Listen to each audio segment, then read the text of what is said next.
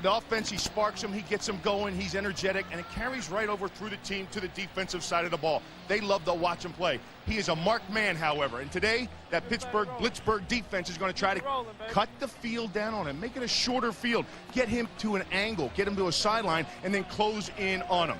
One of the things we're going to watch for, however, is Mike Vick's thumb. He hurt it 2 weeks ago versus New Orleans. He has a tough time holding the football, and last week against Baltimore struggled with his accuracy. Quarterback is also a big story here in Pittsburgh. In Game 3, the Steelers were 0-2 and facing 0-3. In came Tommy Maddox and turned the season around for the Steelers. Well, Tommy Maddox, he's one of those guys. He's just a survivor. He keeps on coming at you. Everybody's thought he was down and out. He went to the Arena League. He went to XFL. One of the things that stands out with this guy is his anticipation to throw the ball to the receivers. The receivers love Tommy Gunn. What he has to do today, keep scoring points like he has, and reduce the turnovers. That's what he's been good at, and that's why the Steelers have come on strong. All right, it's a good one. Before we get to it, time to vote for our Sprint Virtual Coach question. We're in the second half of the season. Who will win the Super Bowl? Vote by using your Sprint PCS Vision phone or log on to foxsports.com.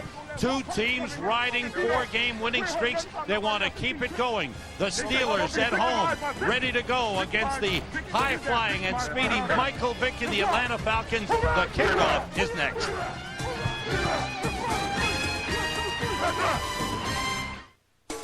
Of the National Football League.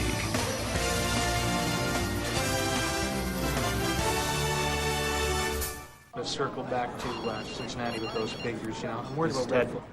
Oh no, it's off. Day in Pittsburgh on November the 10th, a lot warmer than normal. Little wind, there is a chance of rain, clouds moving in and out. The field conditions could be a problem today, Bill. Yeah, it sure is. It's a slippery field. It's been torn up. Thursday night they had a high school football game here. Yesterday the University of Pittsburgh played here, and today the Steelers play here. A lot of sand has been dumped on top of this turf that they laid down over 2 weeks ago. And what I noticed yesterday, Sam, is the players' traction. People slipping all over the place. The Steelers have won the toss, elected to receive. Jay Feely will kick off.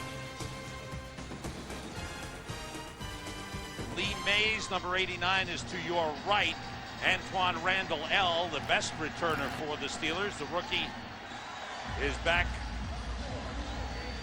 He's pretty funny, too. I saw him before the game. What an exciting kid. He's loose, I mean, he's running around, he's laughing, he's got this big smile on his face, and he just, he's just a kid. I mean, he's out here and he's having fun, and he came over and introduced himself to me, and you can tell he just loves being out here, and he's enthusiastic about the whole deal. This is a good one. Two teams riding 4-game winning streaks.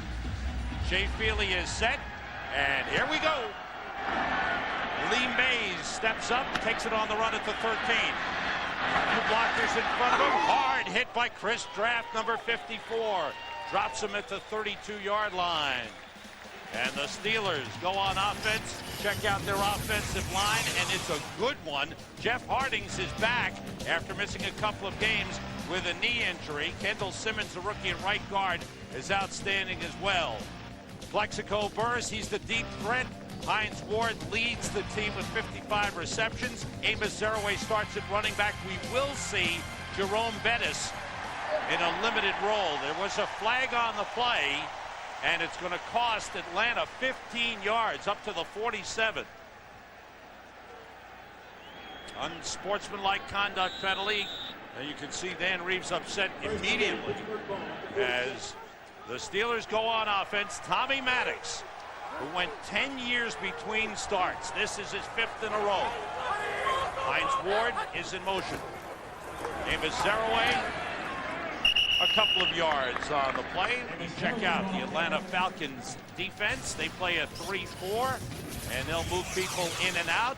Ed Jasper is the nose tackle. He'll move to end. Patrick Kearney had a great game last week, including a touchdown. Keith Brooking has had at least 10 tackles in each game this season. He's the heart of that linebacking core. Ashley Ambrose and Ray Buchanan, two excellent corners. Two tight ends in for Pittsburgh on 2nd and 8. In motion comes Hines Ward. Blitz coming. Maddox drops it off, and it's grabbed one-handed, but for a loss by Amos Zeraway as he was brought down immediately by Sam Rogers. Take a look back to the kickoff, what gave Pittsburgh that extra 15 yards. Number 54 right here, Chris Draft. He makes a tackle. No, watch. After the play, he gets up, and he's in the face, and he's on top, and that's the taunting stuff that the league just won't tolerate anymore. And there's a lot of emotion and energy that goes into the opening kickoff, but somehow you got to channel it. It's just going to cost your team 15. Here's 3rd and 10, and the Steelers go with 4 wide receivers. Out of the shotgun, everybody out. Maddox steps up. They got him for a sack. First man there was Ellis Johnson, and Patrick Kearney finished him off for the sack. So a good defensive series for the Atlanta Falcons. And one of the things Wade Phillips wants to do is he wants to create pressure in the pocket. Watch Ellis Johnson right here. He was working on Alan Faneca, and he got a swat and swim. He got the free move. He was singled up on the block, and he took advantage of it. You have to close the pocket and disrupt the timing on Tommy Maddox. That's what happened on that play. Left-footed punter Josh Miller. The long snapper is Mike Schneck. Alan Rosen is deep for Atlanta. Good high punt. Rosen waves and lets it bounce, and it bounces out of bounds close to the 20-yard line. And that's exactly what the Steelers and Kevin Spencer, their special teams coordinator, wanted. No return. The Falcons on offense. Bob Whitfield protects to the left when Michael Vick rolls left. Todd Weiner protects the backside of Michael Vick. Warwick Dunn might have some trouble on this torn-up field. Bob Christian could be key. We'll see Reggie Kelly and Algie Crumpler at tight end. Finneran and Jefferson started wide receivers. 2 tight ends to start for Atlanta. Crumpler and Kelly. Warwick Dunn deep in the backfield. Crumpler in motion. Here's Warwick Dunn. There's a good hole for him. And a 7-yard pickup. Joey Porter in on the tackle along with Brent Alexander. A look at the Steelers on defense, and it has been good the last 4 games. Casey Hampton is the nose tackle. The linebackers are superb, led by Jason Gilden, Joey Porter, Kendrell Bell, throwing James Farrier. They're all good. Chad Scott, Dwayne Washington on the corners. Lee Flowers, little banged up, shoulder problem. Joey Porter has been outstanding. 3 tight ends for Atlanta. Warwick Dunn again. Squeezes through, gets up close to the 30-yard line. It'll be about 3rd and half a yard. Farrier made the tackle for the Steelers. You know, Warwick Dunn, of course, the knock on him, Sam, has always been his size. He's too small. Can he handle 20 carries a game? What can he do? And I've always thought, and I believe he's always thought, if you're good enough, then you're big enough. Dan Reeves is concerned, however, that Warwick Dunn is more of an outside runner. And to get to the outside, you need a good turf to stick and move and cut it and make that corner. This field today, he's worried about Warwick Dunn to see if he has the traction or not. 3rd and 1, quarterback sneak by Michael Vick, and it's a first down for Atlanta. So Michael Vick on the keeper. Last week, great job by Baltimore containing Michael Vick. He had minus yards rushing. He's the leading rusher for these Atlanta Falcons. They are missing the lumbering back, the big rookie, T.J. Duckett. He's out today, and that's going to hurt because they feel that they can pound a little bit. They can pound the Steelers up front. You saw that first play. They got that run. They got that offensive line going. They're pretty good up front on the offensive line. They've gotten better, but they missed the big guy. 2 tight ends, 2 wide receivers to the left. Dunn in the backfield. On first down, it's Warwick Dunn. Cut it back a little bit, gets a hole, stumbles forward, but stayed on his feet for a nice gain up to the 38-yard line. Here's what Baltimore did last week. Bill, go ahead. Well, what you have to do is you've got to create different levels of the rush. Here comes 3 guys, and they kind of just pin them in like this, and they keep them pinned in, and then you have your 2 levels. See? First level, the rush, and the second level. And actually what teams want to do right now with a young quarterback is take away his legs. So they want Michael Vick to throw the football. Last week, he didn't throw with great accuracy. I think it had a lot to do with the thumb. 2nd and 2.5. Crumpler went in motion. Here's Dunn again. Goes right side. There's a hole there. He's got a first down. So they're featuring Warwick Dunn. Keep handing him the ball with the exception of the quarterback sneak. It's been Warwick Dunn. Kendrell Bell made the stop. Well, Warwick Dunn, you know, he's trying to see if he has his footing out there. They want to test it. Of course, they needed to call on him in the New Orleans game, and they did. You know, over 20 times he carried the ball. As you can see, the total number of rushes there. And amazing, the leading rusher is the quarterback. You know, sometimes that's hard to fathom. Duckett is out, so the lot of load has to go today on Warwick Dunn. On first down, Dunn 4 carries, 20 yards so far. Quick outside to Sean Jefferson, hit immediately. Thrown for a loss. Great play by Dwayne Washington, the cornerback. He stepped up in a hurry. See that little smoke pass? That's for one of two things. That's one, just to give the quarterback a little confidence. Just a little throw, a quick throw, just get his accuracy going, throw it out there. Two, what you're going to see is that play right there, someplace in the next series or two, that's going to set something up. They'll throw it outside, they'll come back, they'll throw it behind, they'll throw it downfield, or they'll throw it out there and get the receivers out in front of them on a screen, a wide receiver screen. Trevor Gaylor's got a little more speed than Jefferson is in at wide receiver, and split out to the right side, number 81. Fake to Dunn, outside short. Algie Crumpler with a nice one-handed grab, brought down by Chad Scott at the 46-yard line. That's going to bring up a 3rd and 6 for the Falcons. And there was a little flip to the outside too, a little misdirection, and that's one thing they want to do with Mike Vick, is make a little misdirection. Fake handoff there. Look at the line and look at where they protect. They're going to create different pockets for Mike Vick. They know that he is a marked man. So they're going to move the pocket for him. Line's going to slide left. They're going to sprint right. They're going to have bootlegs and rollouts. Someplace where you don't know as a blitzer where he's going to be. 3 wide receivers for the Falcons, 6 defensive backs for Pittsburgh. Blitz coming is picked up. First down catch by Sean Jefferson. Just past the first down marker. Nice little play, short out pattern down to the 47 of the Steelers. He's talking with Pete Manjurian, the offensive line coach for the Atlanta Falcons, and he's talking to us about last year. Last year they had Chris Chandler in there, an old, methodic kind of drop back quarterback. They had Jamal back there, and he's kind of a slow guy. Now, if you think about the speed in this offense with Vick, with Warwick Dunn, and the speed of the passes, how fast they come out, the offensive line has to play fast. 2 backs in there. Bob Christian, double fake on the end around.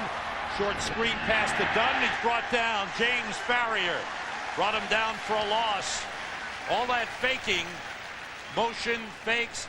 They went screen to Dunn, and Farrier read it beautifully. Farrier slips his way through. This is 2 levels. They want to bring 2 levels of blitz. 97 is going to come on the blitz right here. That's Kendrell Bell. He walks up and he comes. But watch Farrier. These guys, Farrier and Gilliland, just sit back there and they wait. They're waiting, they're looking, and then they close. They shift their way through the bodies and the traffic and make the play. That's 2 waves of defense that Bill Cowher wanted to bring at them. Christian and Dunn in the backfield, and the play is stopped. And a false start on Atlanta. The blitz was coming. Snap. False start. Offense. Number 74. 5-yard penalty. Second down. Terry McCauley is our referee, his 5th year in the NFL. 11th year head coach, longest stint with one team. Amongst active coaches, Bill Cowher. What a great job he has done down through the years. And in talking with him, you see how much he relishes and respects the position he has. Did you say relish? Yes. As in Heinz? You had to drop that in. You slipped that one in there, didn't you? Dunn is split out. Everybody out. Vick gets time. Nobody open. Runs for it. They got him. Joey Porter with the good tackle on Michael Vick. And the Falcons are stopped at the Steelers' 48-yard line. Brings up a 3rd and long. That's the zone blitz. They bring the pressure from the outside, but then they pursue, and that's the speed. And the one thing that Tim Lewis talked about, the defensive coordinator for the Steelers, he said, well, we're not kind of sure how we're going to go. We'll have to blitz them. I don't know if Mike Vick has seen the kind of speed that we have with our blitzers. It showed up there. Falcons have 3 wide receivers, 2 backs. Play fake by Vick. Steps up. Nobody open. Here he goes. And they've got him. Good hit by Porter. To fumble on the play. Picked up by the Steelers. The turnover. Porter with the hit. Forced the fumble. Mike Vick is hurting as he gets up slowly. Steelers recover. They've got the ball at midfield. Boy, did he take a shot. Did you see how the pocket closed? The pocket closed around him, and then they wait. The pocket's closing. Watch Porter right here. He has a bead on him. He never stops. He lowers the boom, and the ball pops out. Steelers ball, 1st and 10. What a play by Porter.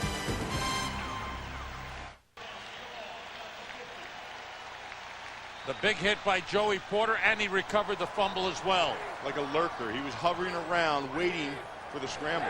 Steelers start from midfield. The play fake by Tommy Maddox. Plenty of time. Going deep, wide open is Burris, and he dropped it off his fingertips. Just a little too far. Maddox knows it. Burris wide open as he beat Ray Buchanan on the play. He certainly did. Ray Buchanan took a peek into the backfield as this play unfolded, and Burris got behind him so fast, I think he just started looking for the football. He slowed down a little bit as he comes out of a break right here. And he has to turn on the jets a little bit to try to catch up. Just a little overthrown. Tommy knew that. Second down for the Steelers. Dan Kreider is in the backfield as the fullback. The name is Zeraway. Zeraway carrying, and he's hit immediately for a loss. Outstanding play by Ed Jasper, the nose tackle. Jasper plays every defensive line position for the Falcons. Has done a great job for them. Zeraway stopped before he could even get going. You know, they weren't quite sure what they were going to get today. You know, they felt that the Steelers, that maybe they could wear down Atlanta up front, because the Steelers up front are a little bit bigger than Atlanta is. They wanted to pound them and get them going. That hasn't happened yet. Jerome Bettis is suited up, ready to go. We'll see if we're going to see him today. There's a loss of 6 on the play. 3rd and 16.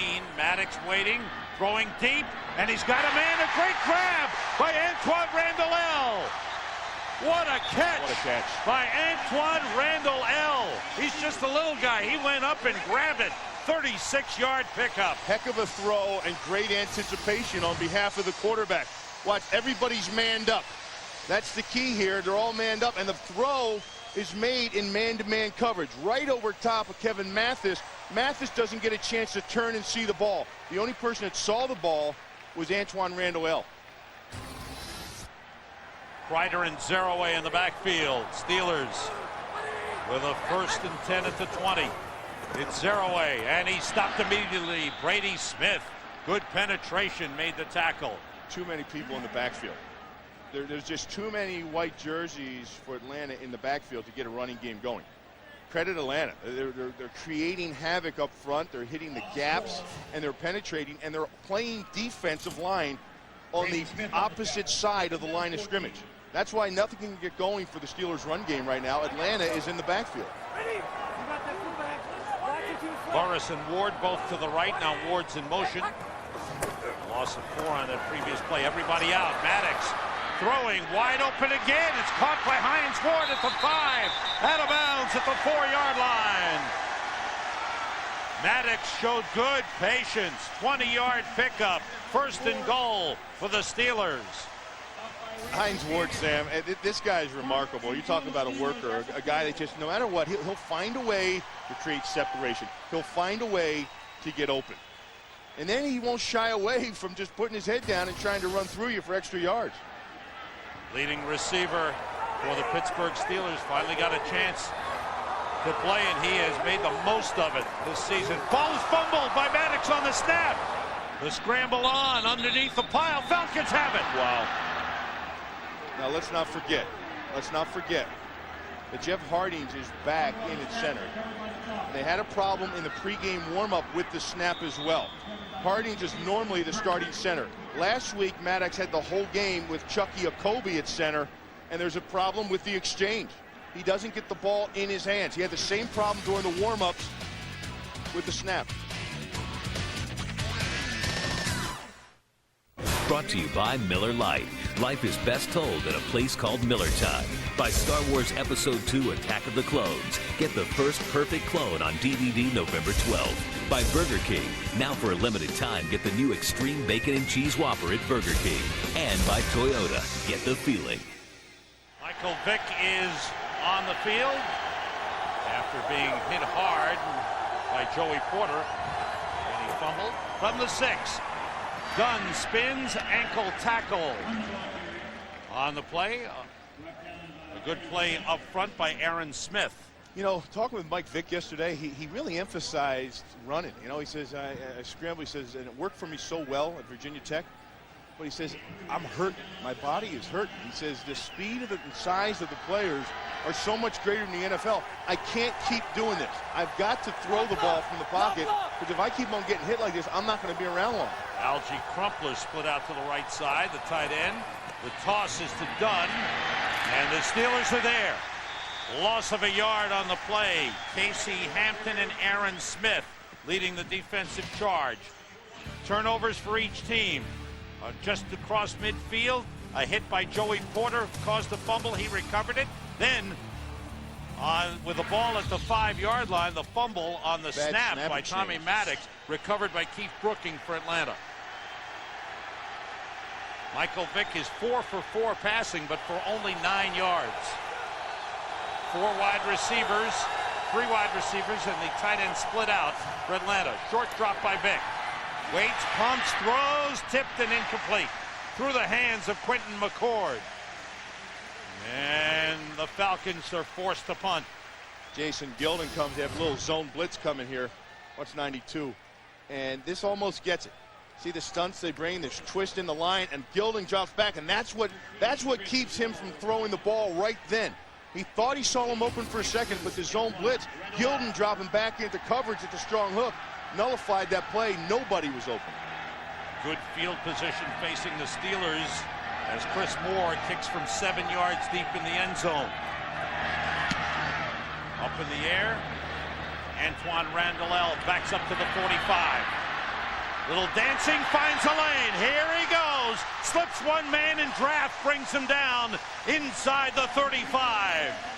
Antoine Randall, he's made a great catch, and he's had a good punt return. And the Steelers are in scoring position for the second time in the game. Phillips doesn't have a lot of size up front on his defense. He lost some size himself, as you can see. But you know what? That's the story so far this year, but it's not the story of this game. Thus far, early in the first quarter, they've been playing good defense against the run. That's the right snap to Antoine Randall. And he dives forward close to a first down. They are using him every which way. Patrick Kearney made the tackle, but it looks like it's a first down. It is. Well, let's go back and just take a look at that formation. Tommy Maddox was on the sidelines. One of the things they do during a timeout, the Pittsburgh Steelers, they'll confuse you. Look, that's Antoine Randall right there. That's number 82. That's him. He's right there. Randall. He's at quarterback. Maddox isn't even on the field. He is now, however. First down at the 24-yard line. Hines Ward in motion. And it's Amos Zerouay getting outside. Inside the 20. Close to the 18. Time to check out the Lions and the Packers. JB's got the update. Hey, Sam, Lions trying to break a 10-game losing streak to the Packers in Wisconsin. Harrington pumps wide open. Akeem, Mike McKenzie, the cornerback, bit 64 yards later. It is a touchdown for the Lions. They're on top by 4. Back to Sam Rosen and Bill Maas. Even Brett Favre had to be impressed with that pass by Joey Harrington. We've got to break that losing streak sometime. Ball at the 19-yard line. Zerouay again. Gets down about the 16. Brought down by John Holosack. I got to tell you, Sam, Atlanta is flying around. They're throwing themselves around. Watch the right side. Look at the white jerseys. Here. Watch them upfield here. They come up on the outside. Everybody is across the line of scrimmage. Back here, they got pursuit. The white jerseys are across the line of scrimmage. Gerald McBarrows was up there, 22. He's a strong safety. He was in the backfield as a snap catcher. 4 wide receivers for the Steelers, 2 to each side. Ron Haynes in the backfield with Tommy Maddox on 3rd and short. A sidearm throw as he was being hit by Chris Draft, who was blitzing on the play, falls way incomplete. Good play by Draft. They're doing a good job on 3rd down, Sam. They really are. Look, here comes the blitz, 54. He is not picked up. Almost a shot right at Maddox at the last possible second. They get in there and get a piece of it. Baron Hayes gets in there and just knocks him down. It still knocks Maddox down. But you see what they're doing when it comes time to pass? They're putting pressure. They're disrupting the timing of Tommy Maddox. Looks like a 34-yard field goal try. Maddox the holder. Todd Peterson kicks it. It hooks, and it is good. It hooked inside the left goal post. Peterson now 11 for 16 on the season. First score of the game as the Steelers capitalize on the good field position.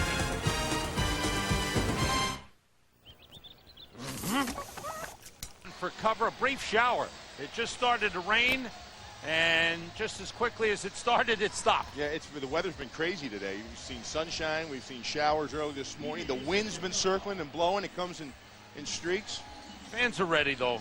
These are great fans here in Pittsburgh. Alan Rosen is deep for the Falcons. Todd Peterson will kick off.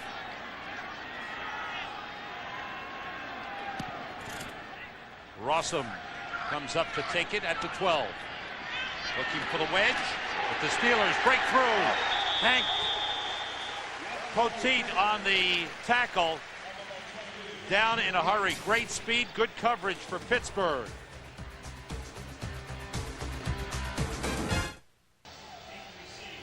Second quarter has been big for Atlanta all season. Sean Jefferson, only his 13th reception of the season. Michael Vick, his 5th touchdown pass thrown this season. But Atlanta's now scored 90 points in the second quarter this season. Feely's kick taken by Lee Maas. Maas on the return, flag on the play. He's brought down at the 19. There's the second flag down. So there's 2 penalties on the play. We'll check it out. Tackle was made by Kevin Mathis on Lee Maas. And Terry McCauley checking with his officials. And here we go. During the return, holding, receiving team, number 84, half the distance to the goal. First down. Just 1 penalty. Jeremy Tooman, the man called for the hold. Tommy Maddox set to lead his team on offense when we come back. Dead meat. Bill, Steelers do something interesting during the timeouts, don't they, in the huddle? Well, they take the quarterback and they bring him over on the sidelines, but they keep 11 men in the huddle. And sometimes the quarterback comes right in, like now, before the snap. And sometimes they have plays to run with the 11 guys that are in there, like we saw with Antoine Randall L. Ryder and Zeraway in the backfield from the 10. Maddox throwing on first down over the middle. Diving grab by Plexico Burress. Beautiful catch. And he gets up slowly. May have landed on the ball. And Burress goes off. Ball is spotted just short of the 32. Pickup of 17 on the play. One of the things I like about Tommy Maddox is his anticipation of routes. He throws the ball before the receiver breaks. He can see where it's going to happen while the receiver's running his route back to him, and he throws the ball where the receiver's going to be. When the receiver turns, the ball's already there. The former Falcon, Terrence Mathis, number 88, is in for Plexico Burress. Jeremy Truman is the tight end. Maddox throwing again outside. It's caught by Hines Ward. Out of bounds. Up at the first down marker. Looks like he's got enough for a first down. McBurrows shoved him out of bounds. It'll be a first down for Pittsburgh. This kid, I really like the way this kid plays. I like his approach to the game, his mentality. He's just a worker. I mean, that's all the guy does is he works. In college, he was everything. He was a fullback. He was a fullback for Terrell Davis when he was in Georgia. And he played quarterback, and he played receiver, and he played tailback. And when he came here, they didn't know what to do with him. He was a punt returner. He just kept on working and working and working. The only thing he does is make things happen. On first down, straight ahead, goes Amos Zeraway up to the 40-yard line. He picked up 3 on the play. Plexico Burress back in for the Steelers. Just had the wind knocked out of him for the 1 play. And he's still feeling it. See Burress still holding his stomach. But Hines Ward you're talking about has really turned into a premier receiver. Well, he has. And the thing about it is the run game, when it gets going, it gets going because he does such a great job blocking. And the receivers do a great job blocking downfield. But he says he doesn't want to be known as a blocking wide receiver. He says every time they talk about him, people talk about him as a great blocker. Well, I'm here to tell you, this guy makes plays. On second down, Zeraway cut it back. Nice cuts by Zeraway into Falcons territory. Buchanan took him down after a pickup of 14 down at the 47 of Atlanta. Nice run by Amos Zeraway. Well, count on the Steelers always for little trickery. Watch this. You're going to roll this way here, and he's going to hand off underneath back here. Now, there's a fake reverse that's going to occur with the whole thing. Here, underneath, here's a fake reverse. Here's Stewart upfield playing the reverse, and that creates the seam, the hole for Zeraway. On first down, it's Zeraway following Kreider, takes it outside, and falls forward to about the 43. Time to update a couple of games. Let's go to JB. Hey, Sam, you know you can't keep the Packers down alone. Take a look at Brett Favre here, looking left first for the fade pattern. Not there. What does he do? He finds a tight end, Bubba Franks, across the middle.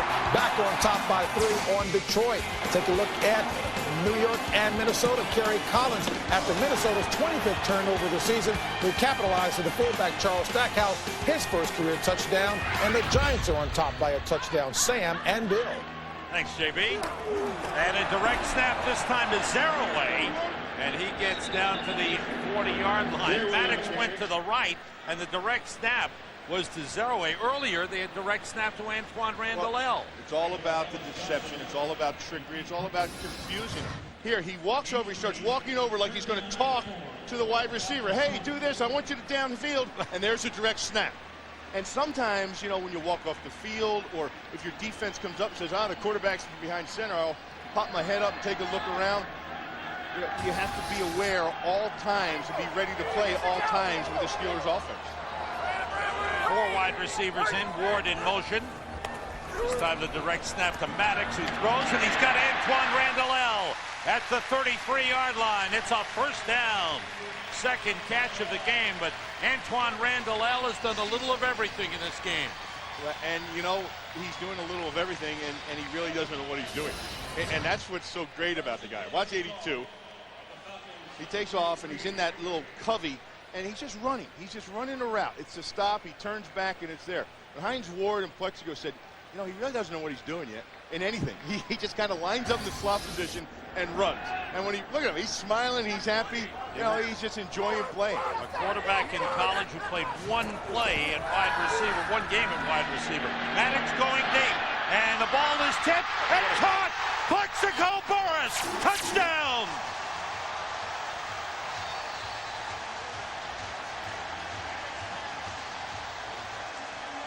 Keon Carpenter tipped it. Plexico Burress stayed with it. Steelers take the lead. A 33-yard touchdown pass from Maddox to Burress. Well, they got this black and gold thing going. I don't know. Maybe it's like LSU yesterday. What a play. What a catch. Sometimes you just defy the odds. And when there's 3 white jerseys down there and 1 black jersey, chances are you're not going to get it. Todd Peterson's extra point is good, and the Steelers have regained the lead with a beautiful drive of their own. And what a great play this is. What great concentration, never giving up on the ball, following it all the way. Plexico Burress, good for 7. Ray Buchanan couldn't believe what happened in the secondary of the Atlanta Falcons. He thought Keon Carpenter had broken it up. But no, Plexico Burress stayed with it and caught the pass of Tommy Maddox. 12th touchdown pass thrown by Maddox. 5th touchdown reception of the season for Plexico Burress. Peterson kicking off.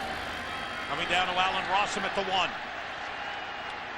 Rossum cuts away from the wedge and runs into a pack of Steelers at the 25-yard line, led by Dwayne Washington. Back and forth they go on a beautiful day in Pittsburgh. The Steelers have a 10-7 lead. 1 touchdown pass, and that was a beauty to Shawn Jefferson. Well, you saw him come with a little play action, and they threw it down the field. They had single coverage outside, bump and run all the way down with Chad Scott. They're going to take that matchup any kind they can. Falcons start from their 26. Jefferson and Finneran left. Christian and Dunn in the backfield. Reggie Kelly, the tight end, to the right. The play fake. Vick has time.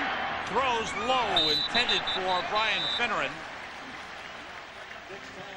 Lee Flowers covering on the play. Flowers was a bit of a question mark. Injured his shoulder in practice. Jammed his shoulder in practice on Friday.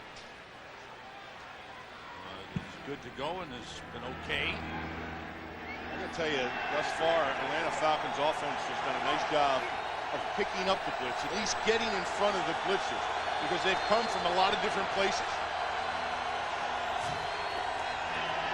Vick being pressured, now throws, it's knocked down. Diving play by Joey Porter. came in front of Bob Christian to knock it down. Joey Porter's been everywhere. He really has. Now they rushed 4 people this time on 3rd down, and they drop other people. 4 guys are going to come on. Now look at the sack clock. They're trying to close the pocket, but look how much time he has, and still nobody's around him. But when you do that, that's okay. If he throws it, you have an extra defender. That's what Joey Porter was. You have to jump in front and make those plays. Joey Porter has been everywhere, whether it's been in coverage or the second wave of the blitz. 3rd and 10. Rodney Bailey is in on the defensive line. Chasing is Brent Alexander. The pass is just missed. Chad Scott had a chance for a pick as Vick, under big-time pressure from Brent Alexander, threw it wildly. Well, you know what they say, Sam. Yes? If they put you on defense in the backfield, it's because you can't catch. If you could have caught the ball, you would be playing offense. You can see Chad Scott slips a little, and that separation is what Vick saw to make the throw. But as he recovers himself and gathers himself, still not enough awareness to pull in the reception. Chris Moore, who's usually good with hang time, needs to hang one because Antoine Randall has been having an outstanding game. Good high kick, and there's a fair catch made for and caught by Antoine Randall at the 34-yard line. Well, one of the big stories in Pittsburgh is Tommy Maddox. This is a guy who was drafted back in 1992 by Dan Reeves, and the Denver Broncos played 4 games when John Elway was hurt and lost them all. Well, he really, as Dan Reeves said, had no idea what he was doing. He said it was pretty ugly for a rookie. And the guy was only 20 years old, remember.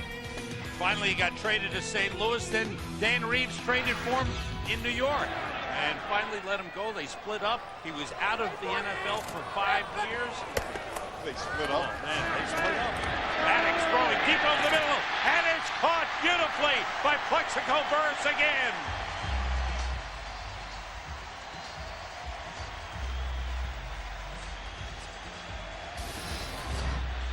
31-yard pickup. The one thing about Plexico Burress is that he and Tommy Maddox have a connection. I don't think he had that. I don't think he had that kind of connection with Cordell Stewart. I think it was mostly Cordell just liked to go to Hines Ward. There's a discussion here about a possible fumble, but I don't know if anybody touched him down maybe when he went to the ground. I don't know if he was ever touched, Sam. And then he dropped the ball, and it may be ruled a fumble here. Well, look, he gathers himself there. He doesn't have it. Then he has it, and nobody touches him down. The ball is dead. 1st down. Okay. Pittsburgh. I don't know if anybody touched him down, Sam. But he gave himself up is the ruling by the referee. Well, he gave up the ball is what it looks like to me. He's down. It's a reception. Nobody touches him. He stands up and lays the ball down on the ground right here. Right there. He lays the ball down, spins it. He spins it, and I'm telling you, and now the discussion, unless they blew the whistle, that's a live ball. Well, the discussion going on with Dan Reeves on the far side. Terry McCauley is explaining the ruling to him. Now, what Terry McCauley said was that he gave himself up, indicating the play was over. I think it has to, whether he gave himself up or not, if the whistle didn't blow the ball dead, that's a live ball. Dan Reeves certainly doesn't agree with the referee's ruling here, but that's the ruling on the field. I don't blame him. I mean, heck, it's little things like that sometimes occur. It can change the course of a ball game. The referee's the man in charge, and that was his ruling, and it stands, and the Steelers maintain possession at the Falcons 34. Ryder motion. Toss the 0 away in the reverse to Hines Ward. With a couple of blockers, he breaks through. Ward inside the 10, still going to the 5-yard line. Holisek brought him down, and some more. Steelers razzle-dazzle. This one for 29 yards. Bill Cowher, as a head coach, as a defensive head coach, is one of the most aggressive. Watch, here's a bunch formation to this side. They're going to go pitch this way. They're going to come here, and then Hines Ward comes out. Well, look at the linebackers coming downhill to get to the outside to try to contain Amos Zaraway. Bill Cowher says his coaches and players love these plays, the gadget plays, and they come up with them every week. In motion was Ward. The toss, the fade to Ward is overthrown. Incomplete. Yeah, Sam, you're right. 4 to 5 plays a week, Bill Cowher sees something he likes. And as a defensive mind, most defensive head coaches sit there and say, no, we're going to take care of the football, be conservative, run it, play action. Bill Cowher sees things from a different perspective as a defensive coach. He sees things that'll bother you defensively. He says, wait a second, let me see that formation again. I think we can do this out of that formation, and they do it. He says they have a whole notebook of stuff, and the players, it excites them. They don't get bored. 2nd and goal from the 5.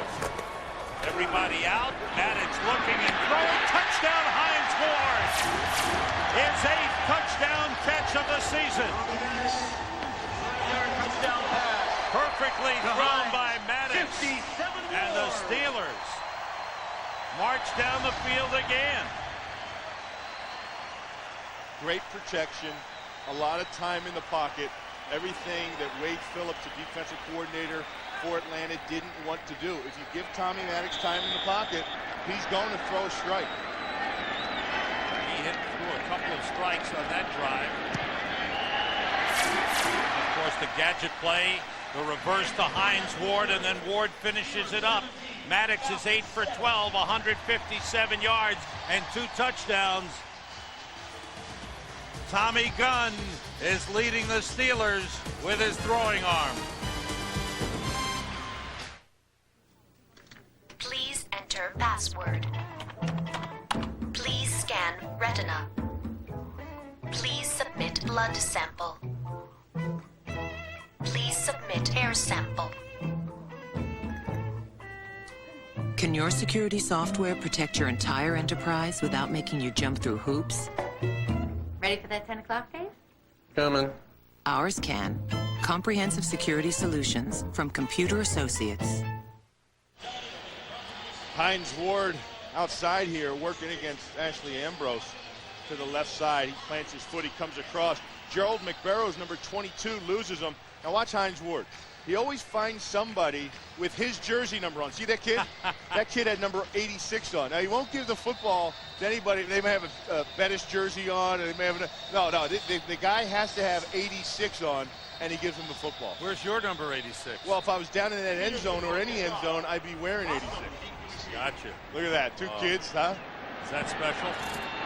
Peterson's kickoff. Allen Rossum steps up to the 14. Rossum straight ahead, shoved back at about the 30-yard line. We talked to Bill Cowher about the problems of going up against the versatile and exciting Michael Vick. It's going to really test our trust. It's going to test the plays will be longer.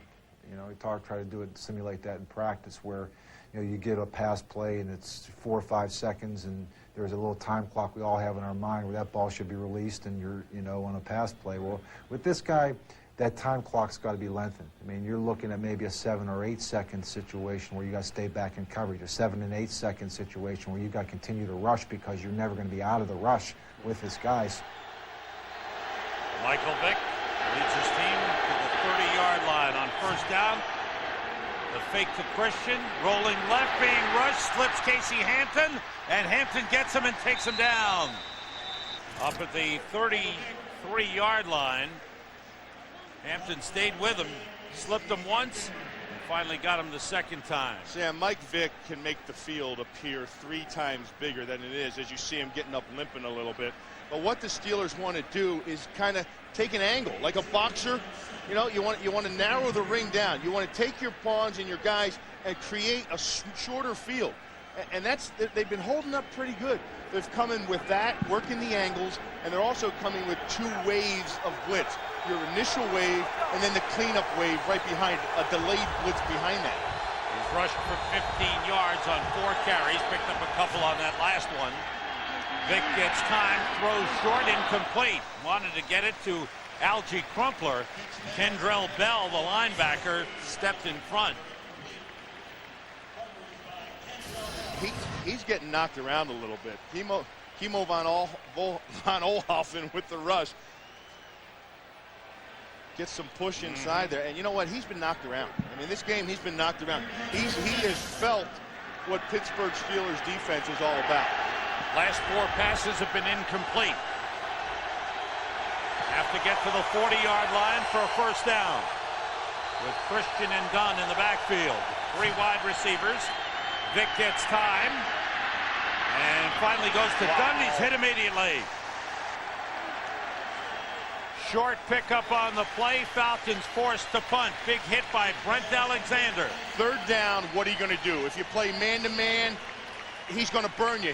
Your back's to him, he's going to turn. So they only rush 4, and they drop back here into zone. And then he makes them throw underneath the zone, and then they close once the reception is made. Only 4 rushers. He has time, but see the zone back here? That zone closed once the reception.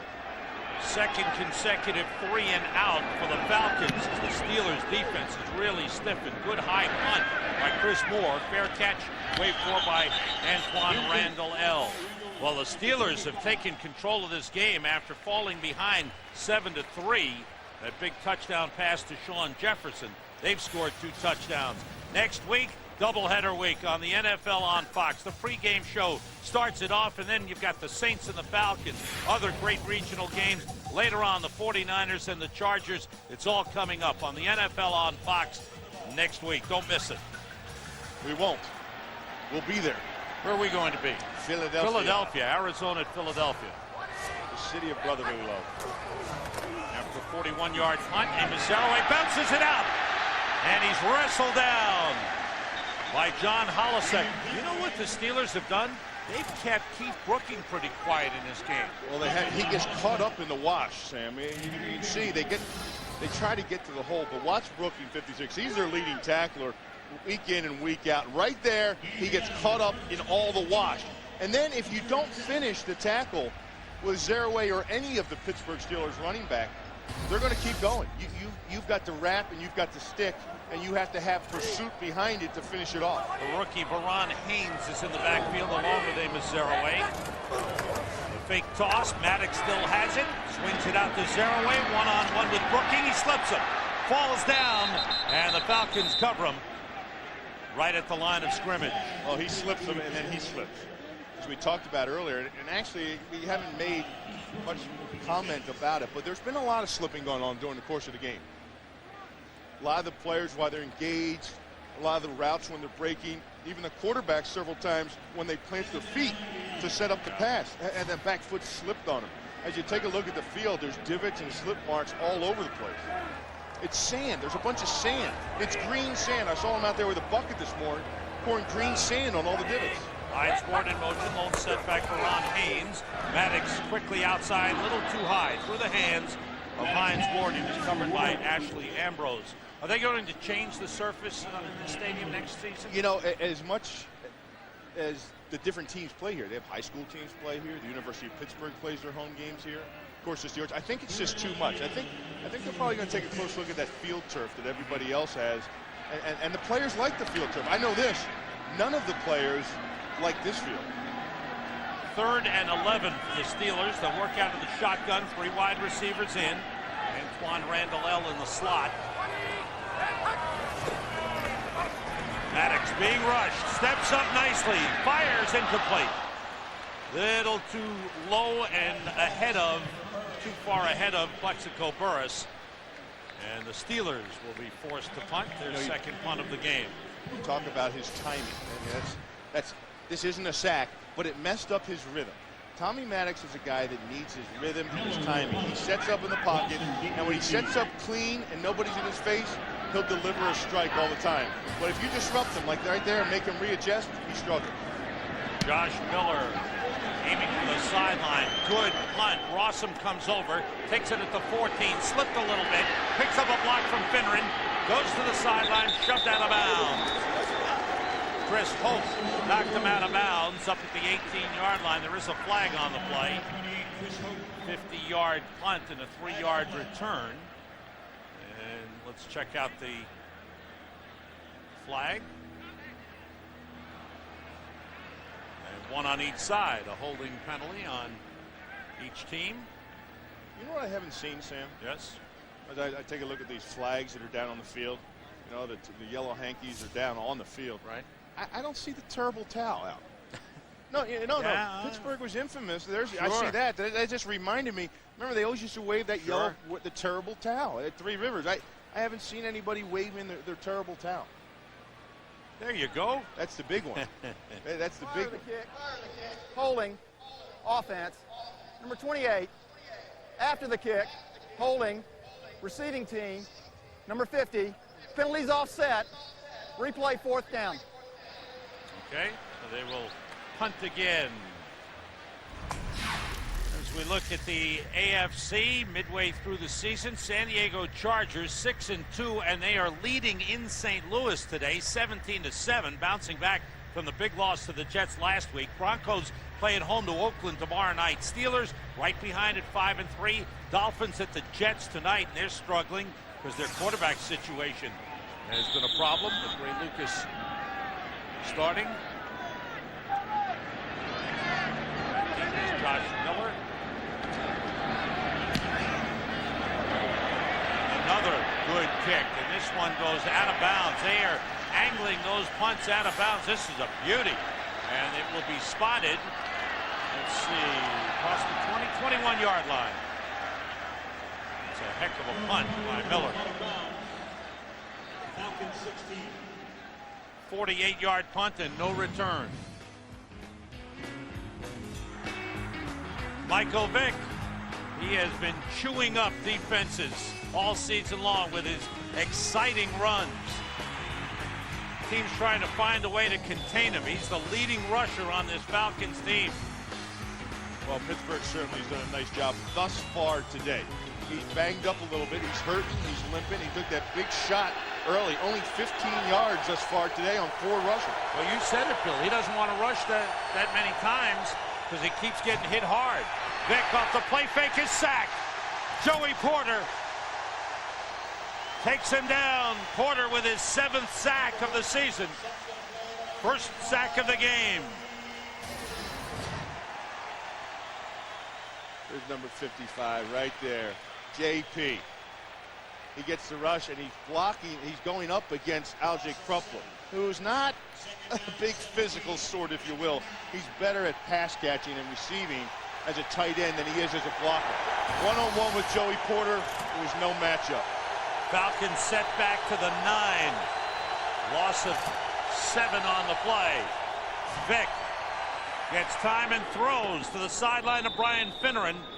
And he's out of bounds at the 21-yard line. Finneran's first catch of the game. He's got the leading receiving numbers on the Falcons. You know, he thus far halfway through the season, Mike Vick is. You know, when you talk about him, you always talk about how strong he is and what a scrambler he is, and he is. I mean, he's a tough guy to bring down. When you get him, it's tough to drag him down. But he's been banged up and hurt so much this year. He doesn't go to the weight room. He doesn't lift anymore. He says his body's just too sore during the week to be able to get in there and do something. Have to get to the 26 for a first down. Vick throws, and it's grabbed right by the marker, but it may be a little bit short. Right foot or left foot? The catch was made by Sean Jefferson. Let's see the spot. I think it may be about a football short. You're right. Wayne Washington made the tackle. See, the pass was low, so Jefferson couldn't run with it. He had to go down to the ground to catch it and never was able to get up and move. Dan Reeves was upset about it, too. As they stretch the chains.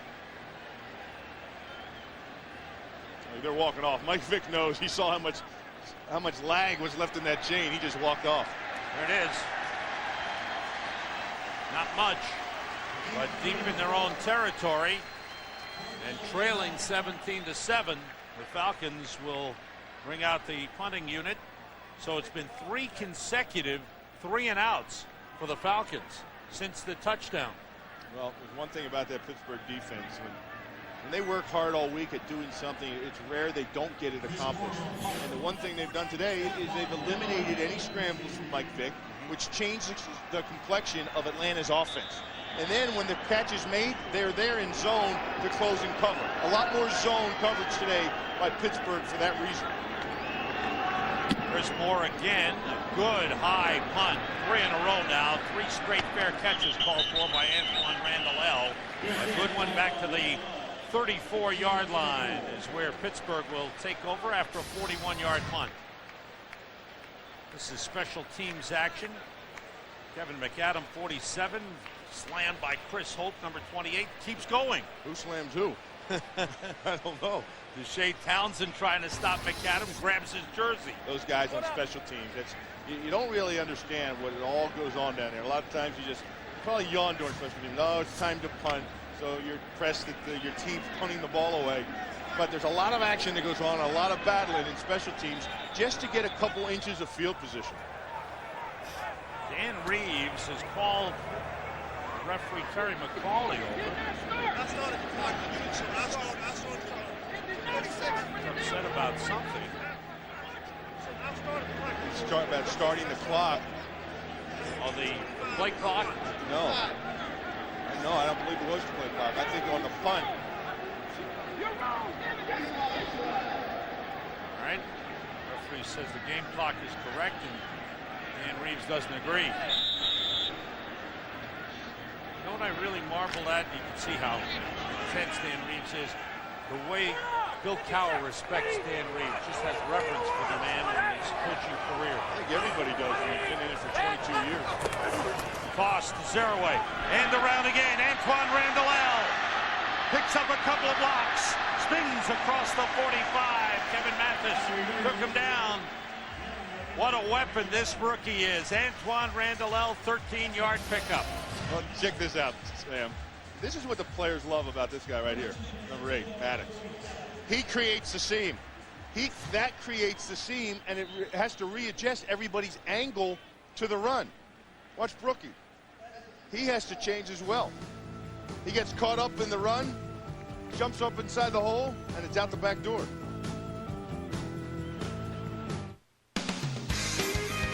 Fox NFL Sunday is brought to you by Gateway, a better way.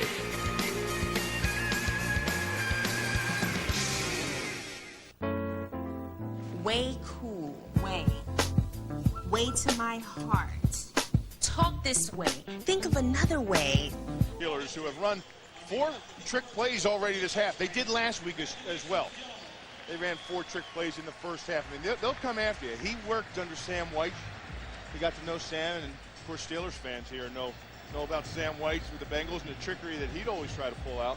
But that's where he got a lot of his ideas to do things, to keep the offense aggressive, to keep the defense on their toes. And anytime a defense has to think about something else other than the normal run or normal pass, there becomes a hesitation in their thought process, and it slows them down. 4 wide receivers in for the Steelers. Blitz coming for Atlanta. Maddox drops it off to Zeraway, and he drops the ball.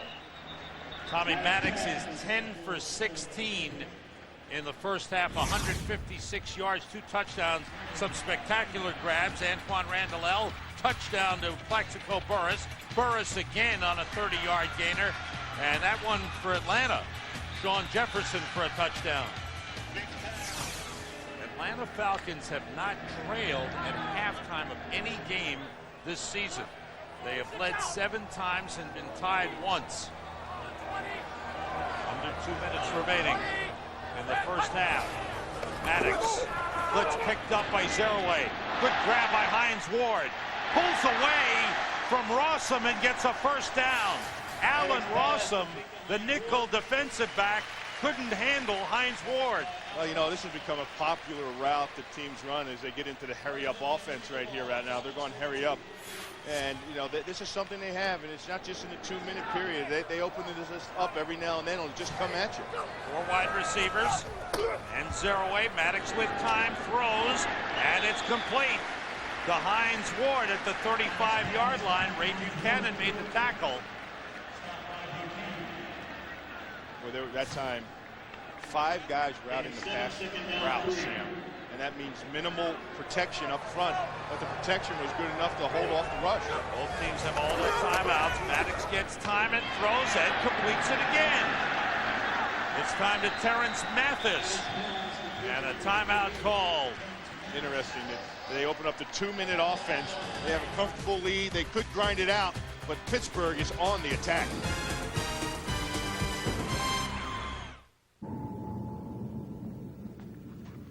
I need a car.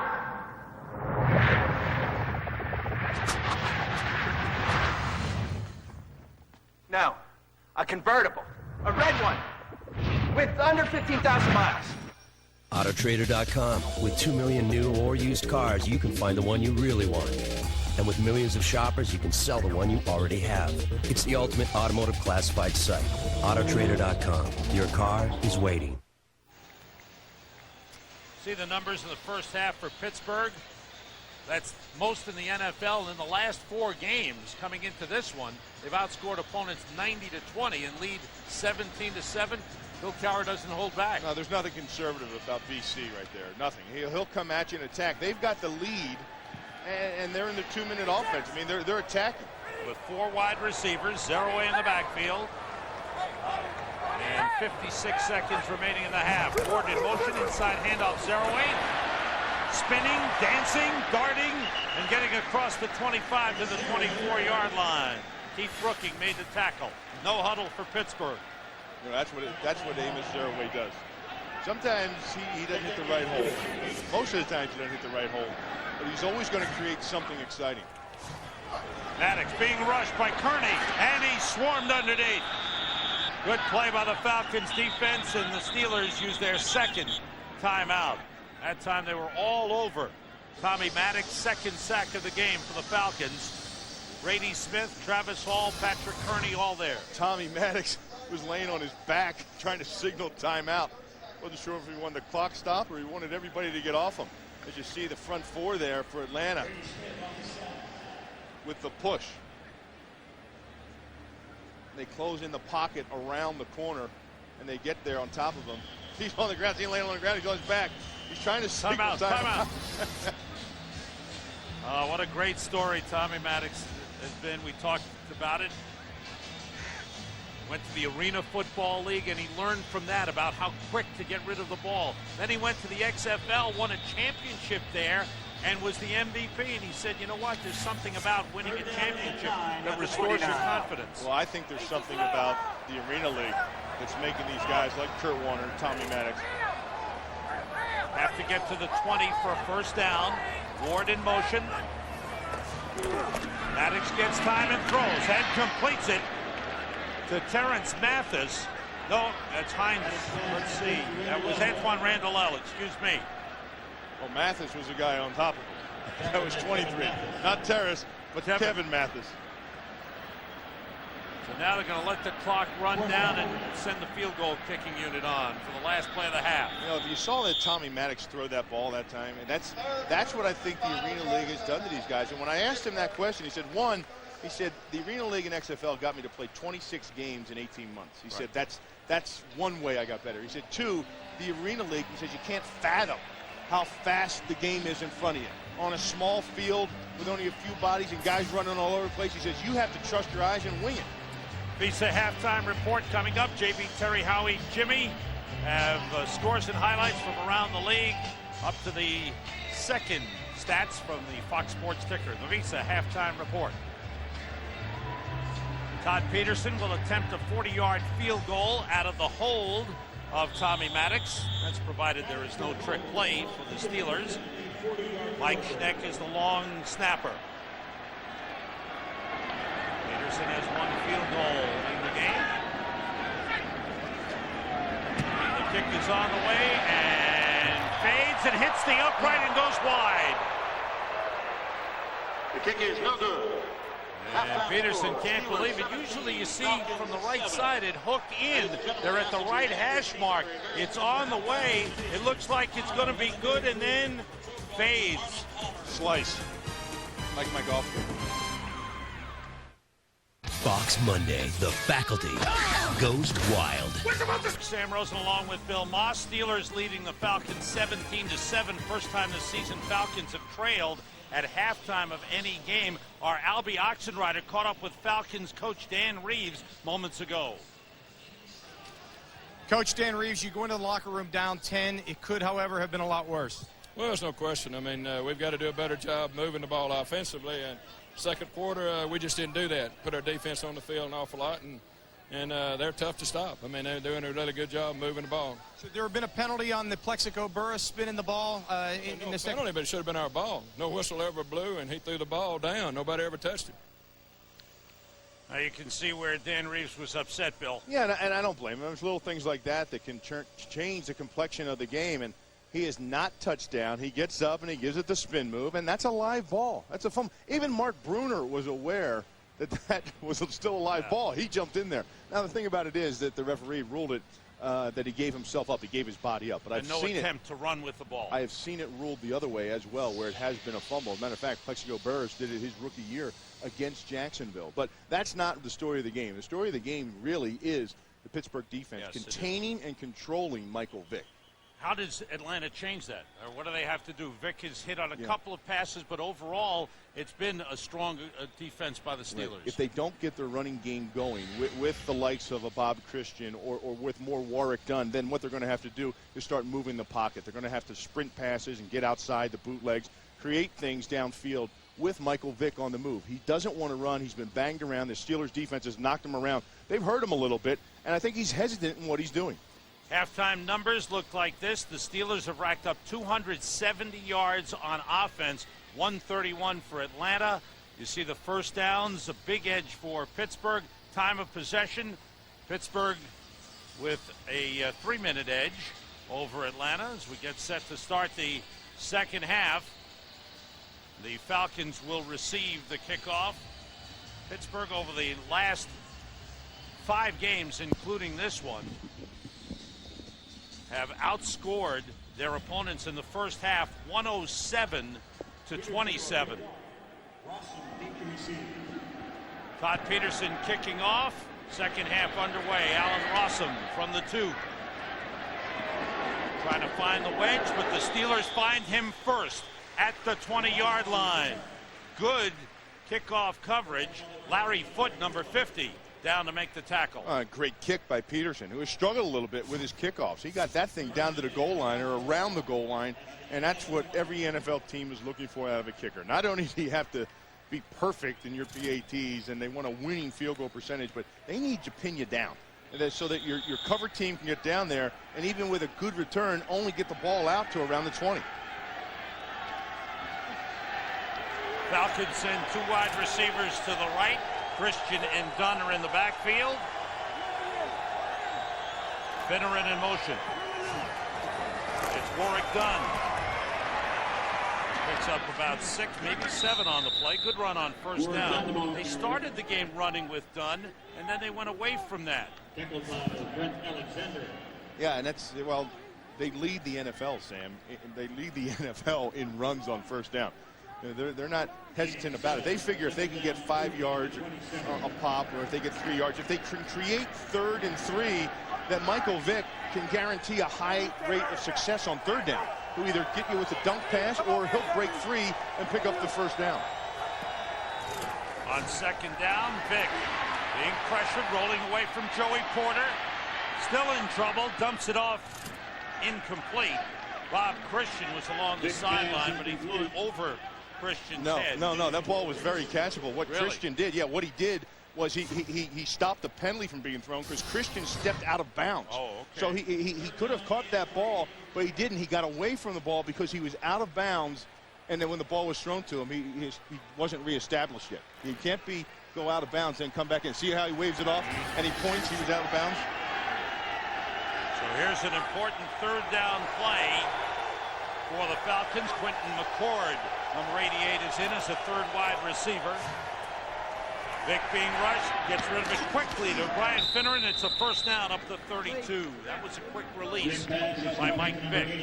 2nd catch of the game for Brian Finneran. Yeah, and what set up that first down, what set the whole thing up was the run on first down. Because if you remember going into the half, I think they went 4 consecutive possessions without gaining a first down. If I'm not mistaken, three possessions without a first down. So they've got a first down. But the way they've got it is they established the run first. Algie Crumpler is the tight end to the left side. Reggie Kelly to the right. Quick out to Finneran. Steelers are there, but it's a nice pickup on first down. Up to the 41-yard line. Flowers and Chad Scott make the tackle. Pickup of 9 on the play. The story of the first half was really this right here. It's bottling him up, creating a smaller field for Vick. Because Mike Vick can make it feel like the field is 3 times wider and 3 times longer than it actually is when he gets to moving and he has everybody chase him around. So what they want to do is create angles, take him away, and that's what the defense has done. Then they have a first wave of blitz, and then the delayed blitz behind it. 2 waves of blitz. Falcons go with 3 tight ends, 2nd and 1. And Warrick Dunn looking for a hole, and I don't think he got the first down. Good job by the Steelers. A helmet comes flying off. It's Warrick Dunn's helmet. Kimo von Oelhoffen led the defensive charge. Dunn kept dancing, looking for a hole. There wasn't one there. Kimo von Oelhoffen, Casey Hampton, Aaron Smith, they're all nose tackles. Now, a couple of them may be listed as defensive end, but in this defense, they're all nose tackles. Their job is to occupy, take up those bodies, take up the tackle, take up a guard, take up the center, and just occupy those bodies and hold everybody up so that those fine linebackers can make the play. See the measurement, a little less than a yard, short of the first down. Now, this has been Mike Vick territory. This is what the Atlanta Falcons offense does. They create 2nd, 3rd, and short, and then you can either hit the dunk pass underneath the zone, or if you play a man-to-man and want to tighten down on them, Mike Vick will burn you. Because man-to-man defense, your back is turned and you're running downfield with the receiver, and that's when Mike Vick takes off and scrambles. 3rd and less than a yard. 3 tight ends in. Dunn the lone setback. It's Warrick Dunn. It's a first down. He breaks through. He turns it into a big gainer. Flowers couldn't get him. Dunn may go all the way. He's racing against Joey Porter. He's in. Touchdown, Warrick Dunn. 59 yards in what was a 3rd and less than a yard. He slips a couple of tackles and takes it all away. What a run by Warrick Dunn. It's almost as if the defense was waiting for something else, maybe a Mike Vick play, but they get established. Right there's the seam. They push the nose tackle out of the way, then there's nothing but missed tackles from there on out. Brent Alexander missed him, then Lee Flowers missed him outside. Longest run of the season for the Atlanta Falcons. 59-yard touchdown run by Warrick Dunn puts Atlanta back in it. Big time. Great block up front by the offensive line. Watch Todd McClure get the push on Hampton. Right there's the seam, and that's enough. There's a missed tackle by Kimo von Oelhoffen, and I still have to laugh. Do you think he's big enough?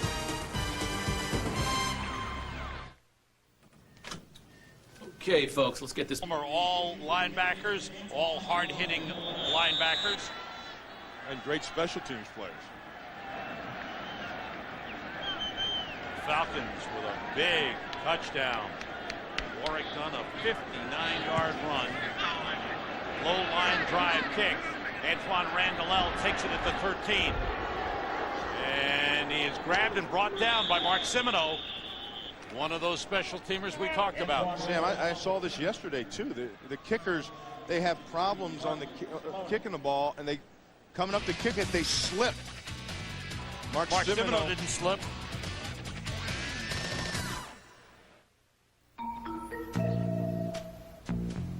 It's been slippery. Watch the plant foot, left foot. See him slide? He slides into it. Look how that ball comes out. And the cover guys cannot stand when that happens. It messes everything up. Zerouay takes the pitch and cuts upfield, gets up to about the 28, 29-yard line. Atlanta Falcons taking the opening kickoff for the second half and marching in for the score. And the 59-yard run by Warrick Dunn gives him 10 carries for 102 yards, his second 100-yard game of the season, and makes him the leading rusher on the Falcons now ahead of Michael Vick. 2 tight ends for Pittsburgh on second down. Hines Ward in motion. Falcons come with a blitz. A quick toss to the tight end, Bruner, who dropped the ball. A little behind him. Bruner, who's known for his blocking, maybe the best blocking tight end there is. Well, that's what a lot of people call him. As you watch film of this guy around the league, that the consensus is he's the best blocking tight end in the business. But that time, the blitz came. And when the blitz came, he readjusted and got into a hot route for him. And the ball was thrown just a little bit behind him. And that's some of the things we're talking about. Tommy Maddox. When his rhythm and timing is changed, or when he sees things in his face, he is not as accurate. 4 wide receivers in, Ward in motion, Veron Haynes in the backfield with Tommy Maddox. On 3rd and long, Maddox gets time and throws on the slant. Terrence Mathis goes down at the 39. He's got a first down. Tommy Maddox, Sam, you said it. You said it in your call. You may not have even realized you said it, but Tommy Maddox has time and makes the throw. And that's exactly what it was. They try a little stunt here, but everything gets picked up, and he's set in the pocket fine. Nothing disrupted his rhythm in his drop back, his windup, and his delivery. Now, they got close with pressure, but it didn't upset the timing of it. First down at the 38, Kreider and Zeraway in the backfield. Ward in motion. The play fake by Maddox. He still has it. He wants to go deep. Down for Plexico Burris. He's got it. Gets away. Touchdown Steelers.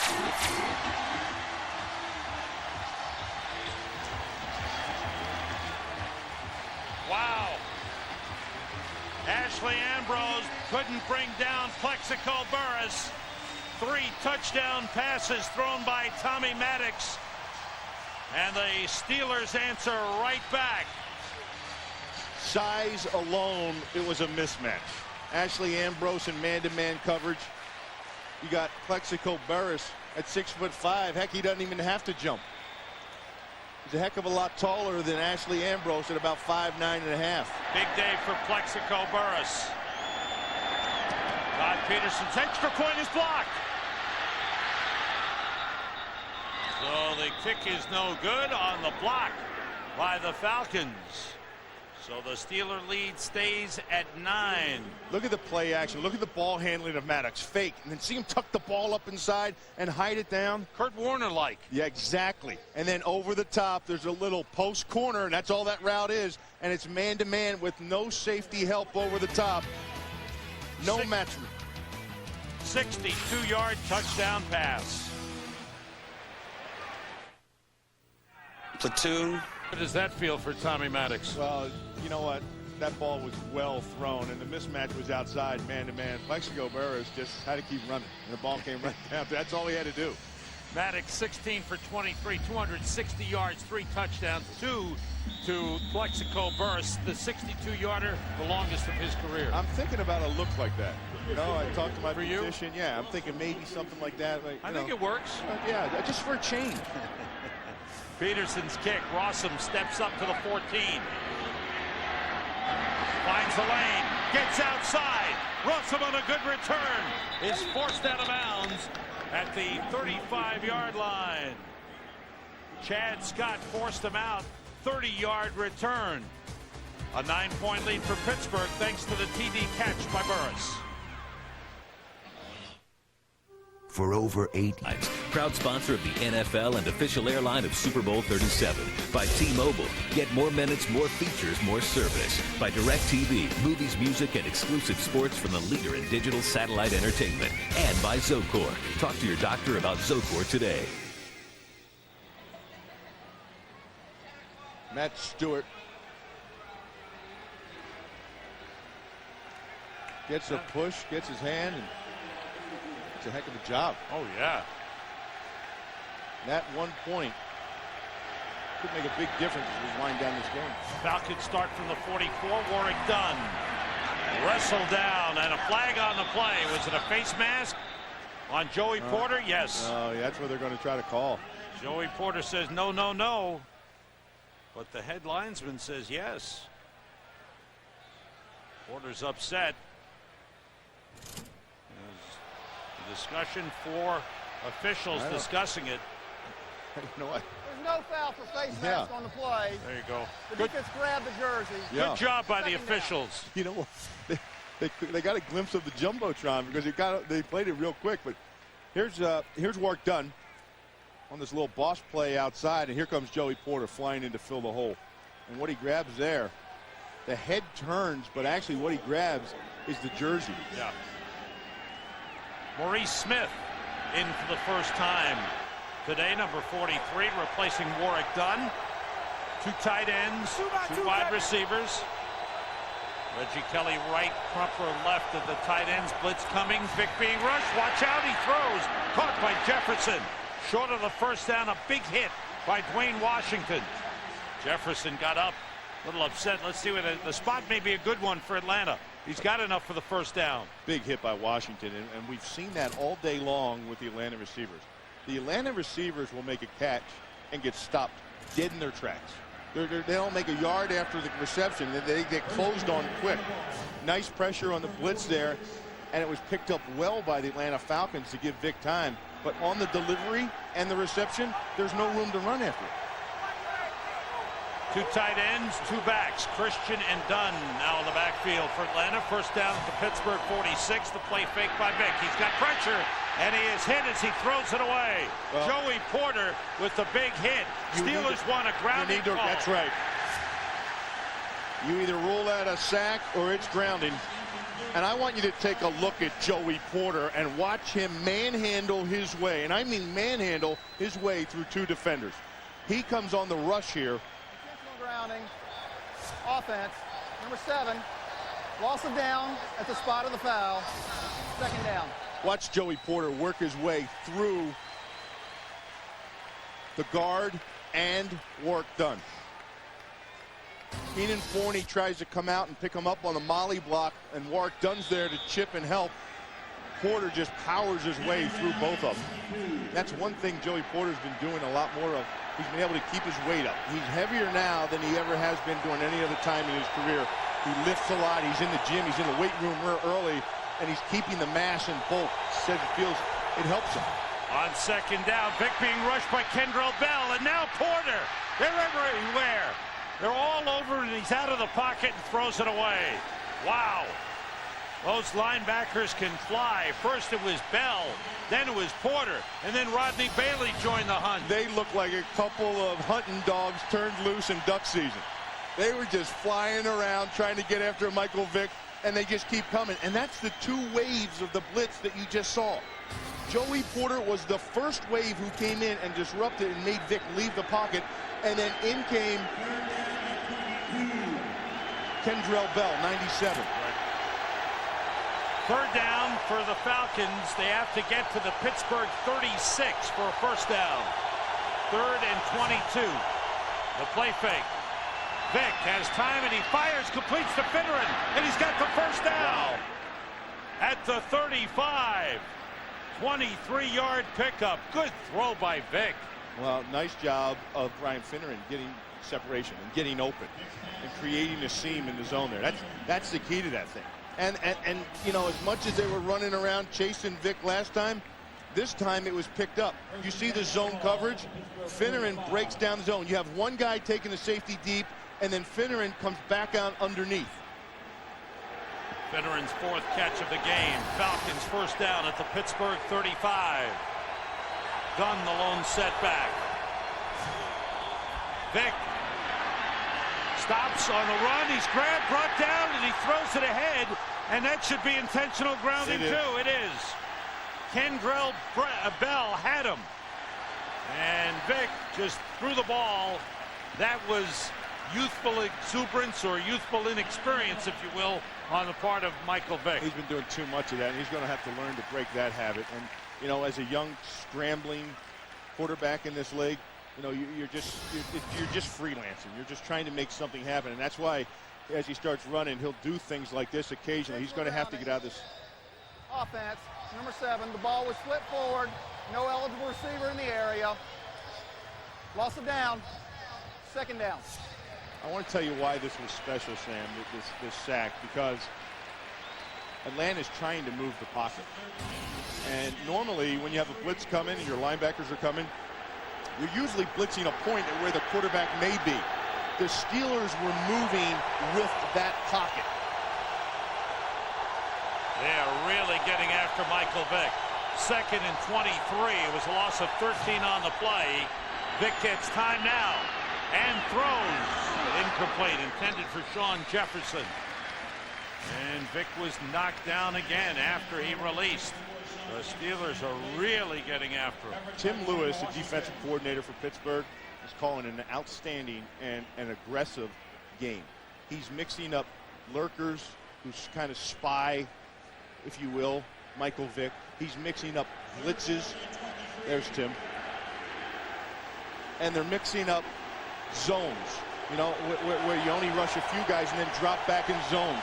The Steelers defenders love when he calls an aggressive game. Falcons have to get to the 25 for a first down. Vick rolling, still looking, throws, wide open, complete to Travis Gaylor, who is to Trevor Gaylor, excuse me, and he's taken out of bounds. And again, Vick coming up with a big third down completion. First catch of the game for Trevor Gaylor. Unbelievable. And Vick is what makes this go. You know, Bill Cowher was talking about extending the play to 7 or 8 seconds.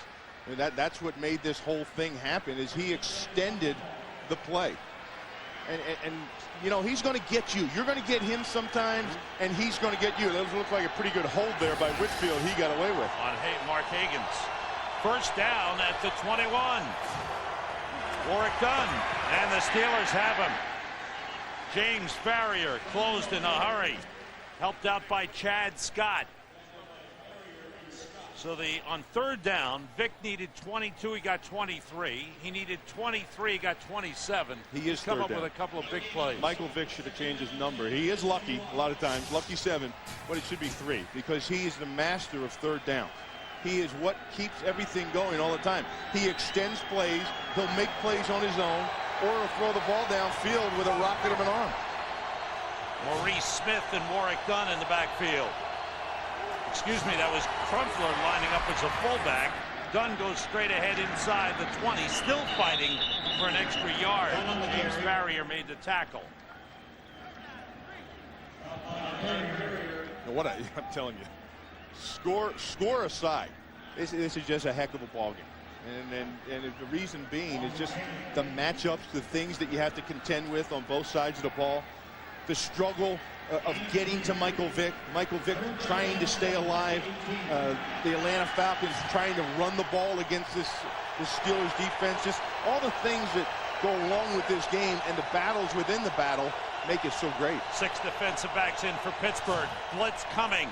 Vick throws low, incomplete, intended for Finneran. That was a bad throw. There's a flag on the play in the Falcons backfield. And this one is holding against Atlanta. They may have got Whitfield this time. This time they got him, I think. Terry McCauley talks it over. See if the Steelers will push them back and allow Michael Vick another third down play. Illegal hands to the face. Offense, number 70. Penalties decline. 4th down. So the field goal kicking unit will come on as the Falcons try to get to within 6 of Pittsburgh. Jay Feely 18 for 21 this season. Chris Moore is the holder. Derek Rackley is the long snapper. It'll be a 36-yard attempt.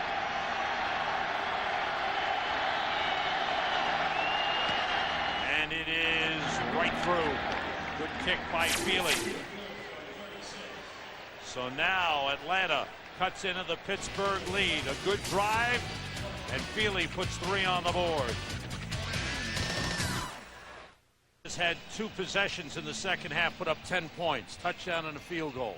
And the things they were doing, one, they came out running the ball, obviously, Sam, and a big burst on some short yardage plays by Warwick Dunn, and then keeping the ball alive. Michael Vick got them down into that scoring range down there with a third down, scrambling around, keeping the play alive. Feely kicking off, low line drive, bounces down. Antoine Randall from the 10. Spins away. Tries to get outside. That's a big tackle there by Gerald McBurrows. Otherwise, it might have been touchdown run. Time for an NFL update. For that, let's go to JB. Sam and Bill, although it sounds strange, Carolina did miss the absence of Rodney Peete. Take a look at this key play here. Hooking up with Chris Magnum, a 35-yard play that set up a 1-yard TD run by Lamar Smith. 17-13, Panthers on top. Sam and Bill.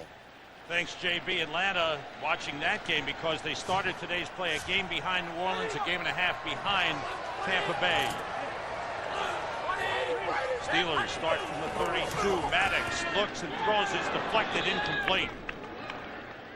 Sam Rogers had pressure on the play, as did Patrick Kearney. I believe it was Sam Rogers who got his hand on it. You know, you see that about Rodney Peete in Carolina back up on top? Rodney Peete is one of those guys like Rodney Peete and Rich Gannon, Doug Flutie, and these quarterbacks who just keep coming along that the league has told them no. Tommy Maddox, you tell him no. Doug Flutie was told no. You get knocked down to 0 and you just battle your way back. The handoff to Zaraway, led by Kreider, and a good run by Amos Zaraway up to the 40-yard line. Take a look at the touchdown scored today. Michael Vick with the long pass to Sean Jefferson put Atlanta in the lead. And look at this grab by Plexico Burress. And then Hines Ward. Great run in the second half by Warwick Dunn. Put Atlanta back in the game. Maddox answered with a 62-yarder to Plexico Burress.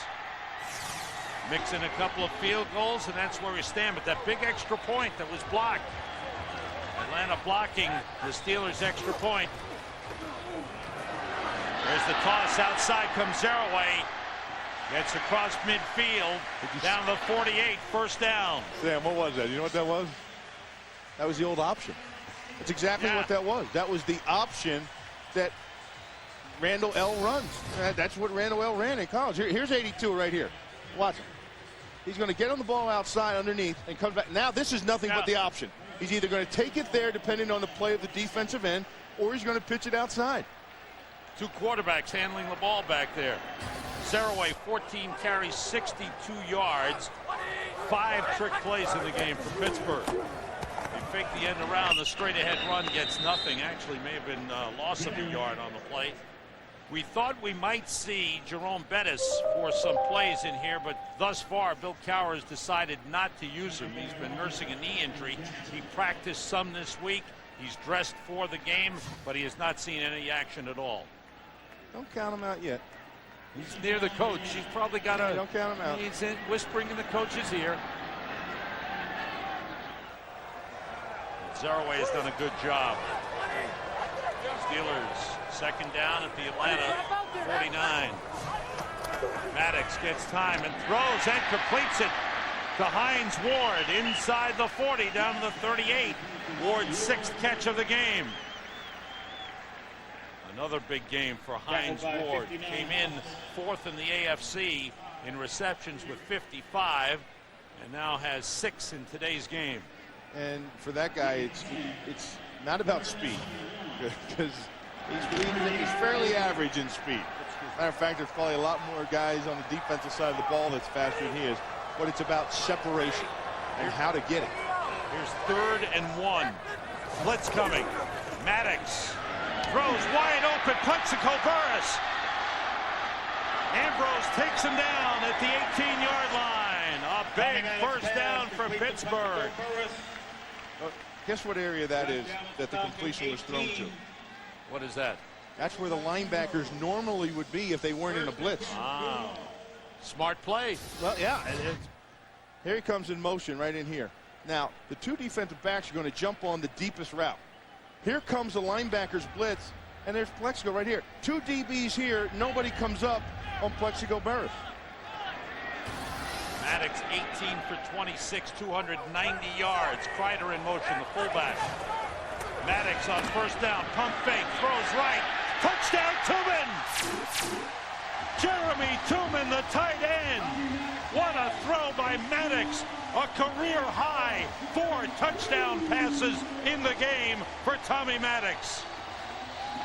Is there anybody on this Steelers offense that hasn't touched the ball? And, hey, look, there's the Terrible Towels are out. There they come. Here comes the Terrible Towels. Now they got him out. They got him going. They're excited now. Now, think about how many people have touched the ball on the offensive side. You talk about diversified. This is outstanding. They find ways and they find matchup. Now, because they had the previous extra point blocked, Steelers trying to get that point back, going for 2. In motion is Hines Ward. 2 tight ends to the right. Rolling. Maddox throwing, and it's good. Complete to Hines Ward, two-point conversion. When I talk about Tommy Maddox and his anticipation of the route, this is it right here in a nutshell. He throws this ball before the receiver even turns around to see it coming. Take a look here. There, the ball's in the air. Hines Ward turns, and the ball is already on its way. There's the touchdown. Jeremy Tooman, the tight end. That was a great throw. Tommy Maddox having a huge day. First career 300-yard passing game, 4 touchdown passes. He is on fire. What a story, Bill. And he's one of those quarterbacks that has been told no. Jay Fiedler, you know, if you will, all the guys that in this league that become good quarterbacks, somewhere along the line have to get knocked down to rock bottom. And he hit that rock bottom. And then if you want to compete and you want to get back into it, you'll find a way to become a quarterback. They signed him as the 3rd guy last year. And this year he came to camp, had a nice camp, moved up to number 2. And with the Steelers struggling at 0-2 and trailing Cleveland in their 3rd game, he replaced Cordell Stewart. Line drive kick dropped by Algie Crumpler, picked up and moved ahead to the 33-yard line by Brian Kozlowski. I believe Peterson fell again on that. Take a look at those quarterbacks in the league. All these guys were told no, Sam. Yep. Fiedler, Garcia was out. Kerry Collins, he was the number 1. They kicked him out of Garcia was in Canada. Carolina. They kicked him out of New Orleans. Yep. Dilfer's been told no. And how about Chris Miller? Gannon, all these guys. Jim Miller. All those guys have been told they can't play. They're not good enough to play in this league. And they hit rock bottom. They either fell out of the league, went to a different league, somehow found a way to learn how to play quarterback. And that's exactly what Maddox has done, and he is smoking. He just loves it. He's having a great time. Steelers have a 14-point lead. Vick on the draw play to Warwick Dunn. It doesn't get anything. Good play up front by Aaron Smith.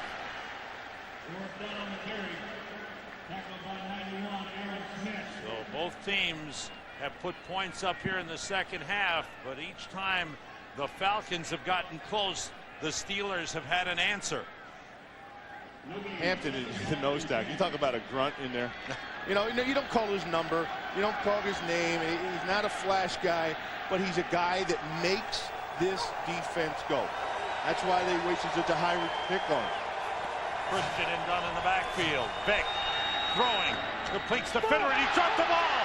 Recovered by the Steelers. James Ferrier has it. Pittsburgh ball on their second takeaway of the game. And Bill Cowher, he is urging on his offense. Finneran made the grab, and the ball was knocked out. Did he have possession, Bill? I don't know. And that's what I was thinking right here. Is it possession? Does he have a good grasp of it before that ball's out? I bet Dan Reeves is going to challenge this as a completion or no completion. Wayne Washington with the hit forced the fumble. Now, Sam. Yeah, it will be challenged.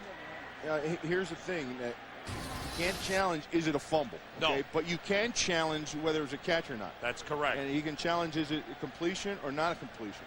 It could be incomplete. Atlanta has challenged the ruling on the field that the ball was intercepted. Not intercepted. Terry McCauley's incorrect there. Yes. There was no interception. The ball hit the ground. Yeah. But what they want to know is whether or not it was a reception. That's the only thing you can challenge. That's because right. once they rule it's a fumble, you can't challenge a fumble. That's what the rules state. Exactly right.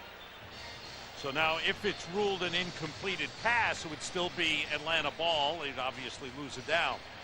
But if this rule is a catch, did he make enough? Did he have possession and make a football move with the ball? He was turning. It's very, very questionable whether that is possession. Now that's at slow speed. When you turn it on at full speed, he kind of bobbles the ball a little bit. As he gains control of it into his chest, he takes one step forward and then the ball swatted out. And of course, to overturn a ruling on the field, you must have conclusive evidence. So that is a very important part of the equation here. If you look at real speed, there it is. That's very, very close. And Farrier with an alert play to recover. And now the question is, does he have possession longer? Yes. I think possession is, if it's in your arms, then you have 2 feet on the ground. But you also have to make a football move with the ball.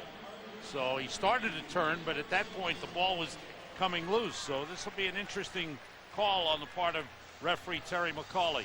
We have 1:33 remaining in the third quarter. The Steelers have a 14-point lead, and this would be a huge turn in the game, because if the Steelers get the ball, they've got it at the Atlanta 37-yard line.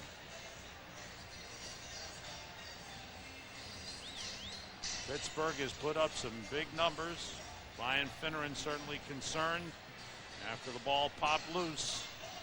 I think you'll have a hard time overturning the ruling on the field. It was very close, and you could argue it either way. I can give you that. It's got to be very technical.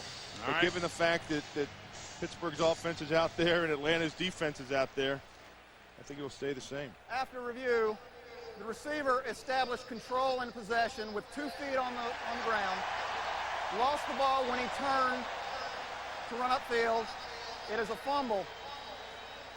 Recovered by Pittsburgh. That's a good explanation by Terry McCauley. With their first timeout. Good explanation by referee Terry McCauley as to what he saw. Here's normal speed. You decide. That was close. You know, honestly, Sam, you could have ruled that either way and been right. You really could have. You could have said that was a fumble and been right, and you could have said that it was not a completed pass and been right.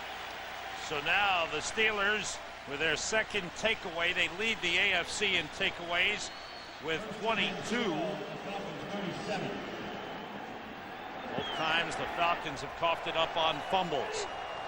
From the Atlanta 37, 2 wide receivers left, Kreider and Zerouay in the backfield. This is Zerouay. Got away from one man, gets down to about the 32, picked up 5 on the play. John Theory had him, but couldn't bring him down. And Zerouay with a nice pickup. This is the part of the game where Pittsburgh wants to take over, where Pittsburgh normally takes over, and where Pittsburgh can take over. Because of the size of their offensive line and the things they can do. They can wear you down. And then through this third quarter winds down, you're going to see a lot more of them pounding the ball and wearing down the Atlanta defense. Zerouay again.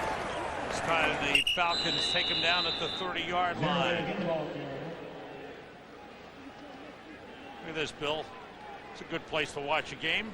Fun you don't place. have seats.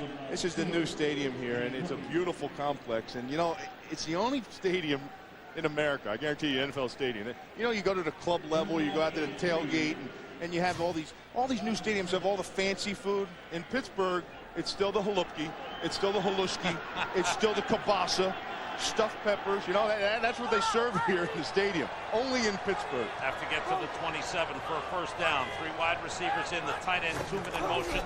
The fake, the handoff to Zerouay, and he's got the first down. It looks like he'll get the spot for the first down.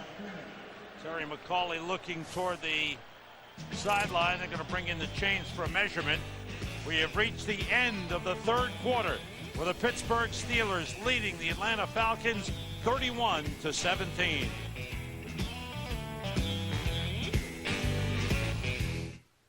You're watching the NFL on Fox. Pittsburgh Steelers like to run these trick plays, Bill. They'll keep a defense on his toes, no question, Sam. And you know, the thing about it is they can do all this stuff because they have 6 guys on their roster, offensive side of the ball, that have played quarterback at one time or another. You're talking about Terrence Mathis, you're talking about Antoine Randall, Hines Ward played quarterback, then you got the other 3. Look at the day for Randall. Return yards, rushing yards, receiving yards. The only thing he hasn't done is pass the ball today, and he could do that. The day's not over. You may see that.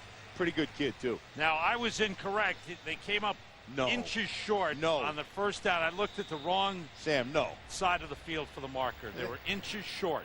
So they're going for it on 4th and inches.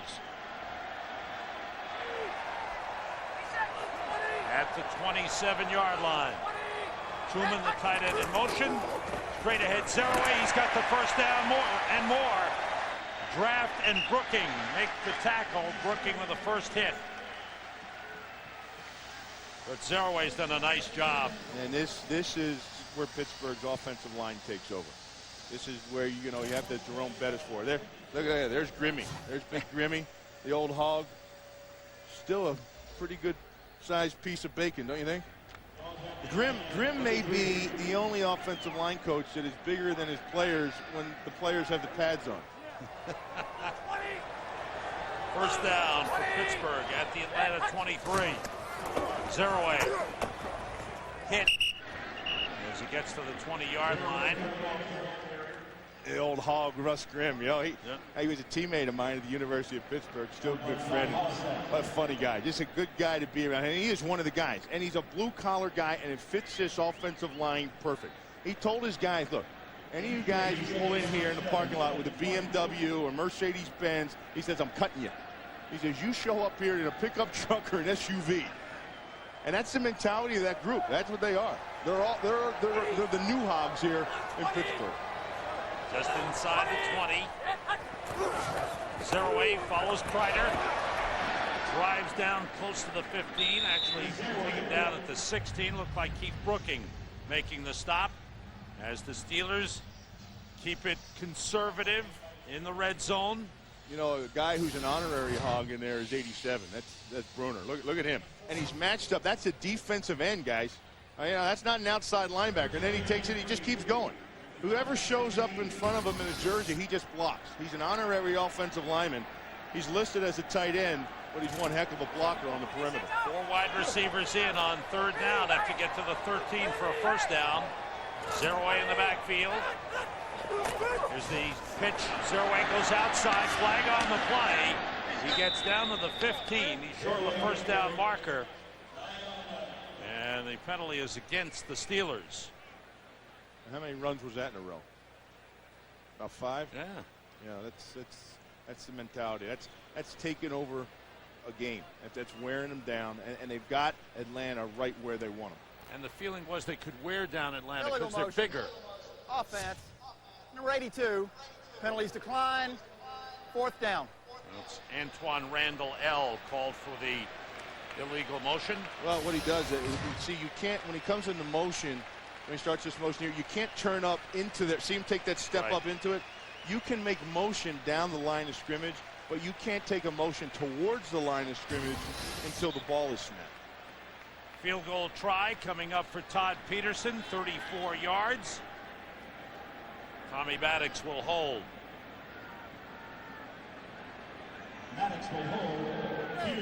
Peterson 1 for 2 in the game, hitting the upright with a 40-yarder in his last try.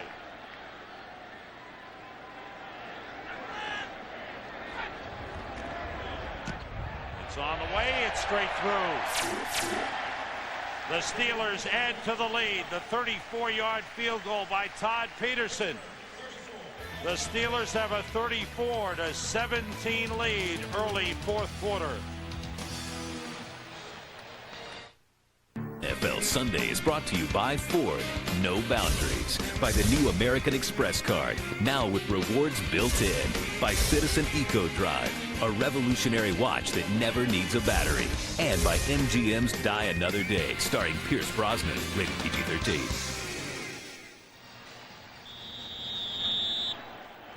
All those fans up there on the rampway. Look at them all lined up there. They look like birds on a wire. Kickoff for Todd Peterson, coming down to Allen Rosen at the 5, looking for the wedge, and he is slammed hard and ridden back by the Steelers, led by Mark Hagens, Clark Hagens, number 53. You talk about busting a wedge. Watch 53 Hagens, Sam. Look, here's a wedge. At least 4 guys holding hands. Hagens comes in there, blows that thing up, and then bounces off and makes a play on the ball. Rosen and Bill Maas back in Pittsburgh, where these Steeler fans just have to be really loving what their team has done the last 5 weeks. The whole city has always loved the Steelers. It's one of the rarest things, and when you come down here and you visit them and you see them, the city is football and the Steelers are the city. They're one and the same. Crumpler in motion, 2 tight ends in. Vick short drop outside and completes it to Sean Jefferson. Short pickup. Vick is now 17 of 28 in the game. 1 touchdown pass. All right, Atlanta's got to score points in a hurry, Bill. No, they do. And you know those birds that were on the wire before? Yeah. Well, they're not allowing any of the dirty birds into the stadium.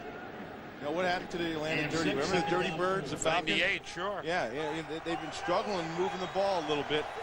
And I think it's due to the fact that Michael Vick has been banged up. They're applying pressure to him, they're knocking him around, and he already has a sore thumb.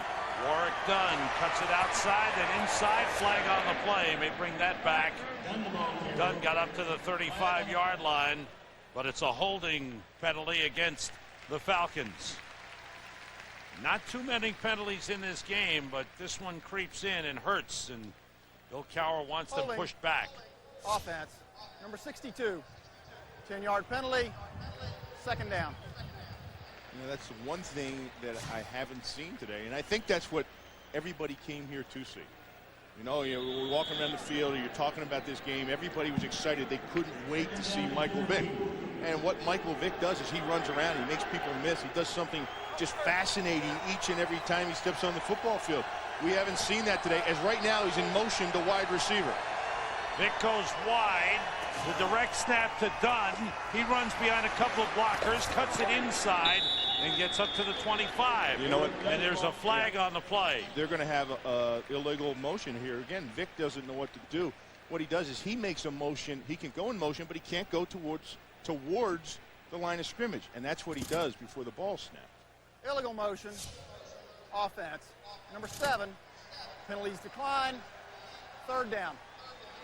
He's just a youngster. He's going in motion. Now watch, he starts drifting up towards the line of scrimmage before the ball is snapped. Now when you go in motion, just like we said before about Antoine Randall, another young guy, he did the same thing. When you go putting it in motion, you can only come parallel to the line of scrimmage. You can't go towards it before the ball snaps. Dan Reeves trying to throw in some trick plays of his own, but here's a big 3rd down play. Have to get to the 35 for a first. 4 wide receivers in for the Falcons. Vick steps up under pressure. They've got him. Man. Big sack on the play made by Jason Gilden. 2nd sack of the game for the Steelers. Gilden, who had 13 last year, has been blocked a lot this year. Well, he's got 101 rush outside, and he just closes that gate right over top of Weiner. And, you know, as you talked about, he's been a guy that's been getting a lot of attention thus far this season. You can't block him one-on-one. Jason Gilden, you block him one-on-one, he'll get there. Chris Moore's 5th punt of the afternoon. A good high kick, but Randall will return it from his 35. Just a short return as the Falcons had it well covered. Sam, you know, and they recovered a fumble. There was a fumble on the play. It's recovered by the Falcons. Randall was hit on the return. The ball came loose. And the Falcons have recovered.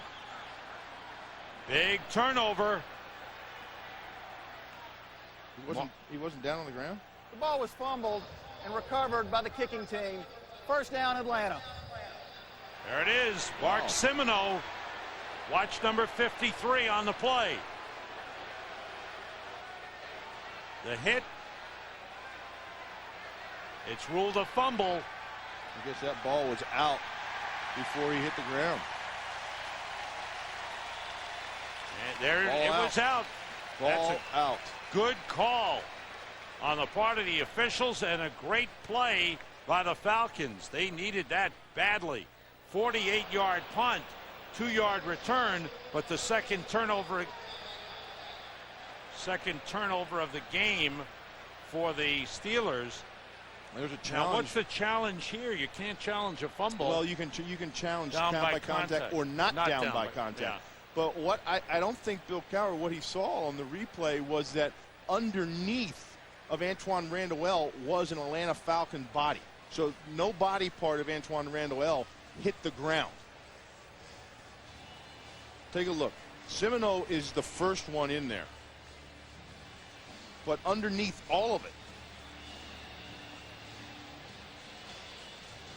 Watch Derek Rackley, 48. Derek Rackley, I'm sorry, that's 85. That's Kozlowski. He's underneath, and the ball's out. No body part is on the ground. That's the best view. That's the perfect view. There it is right there, exactly. And that's all it took. It just took that one showing. After review, the runner fumbled the football prior to being down by contact. The ruling on the field stands. Pittsburgh is charged with their first timeout. So each team has challenged once and failed. And a big turnover gives new life to the Falcons as they have the ball at the Pittsburgh 37-yard line. Sometimes that challenge is good because what it does, it might slow down some of the momentum. If it's a fumble and the offense runs out and they run the play, they've got momentum, they've got energy. That challenge was good for Bill Cowher, even if he lost the timeout. Rodney Bailey, number 94, in at nose tackle for Pittsburgh.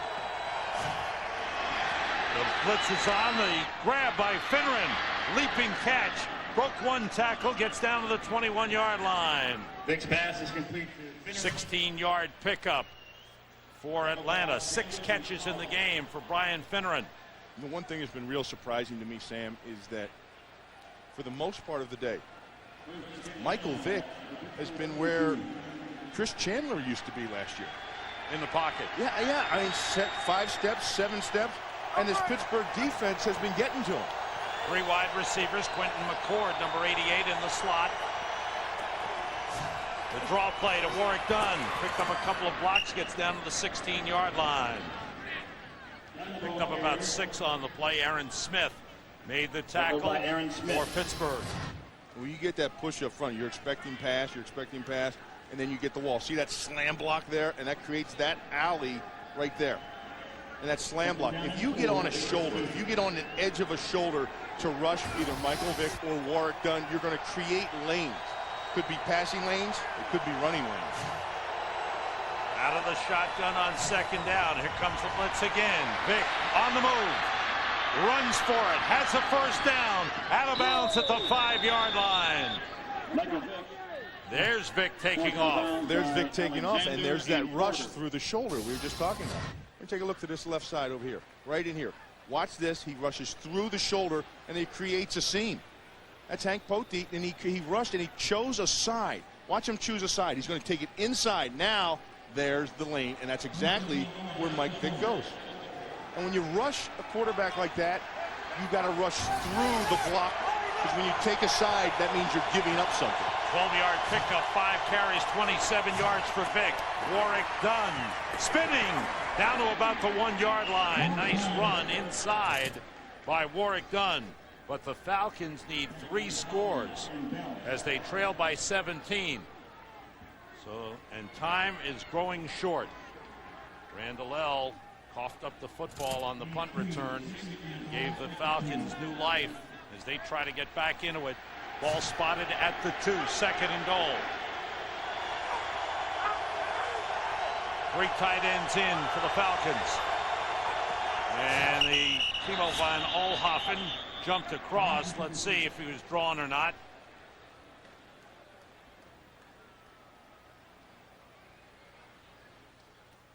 Prior to the snap, encroachment, defense, number 67, half the distance to the goal, 2nd down. That was a hard count.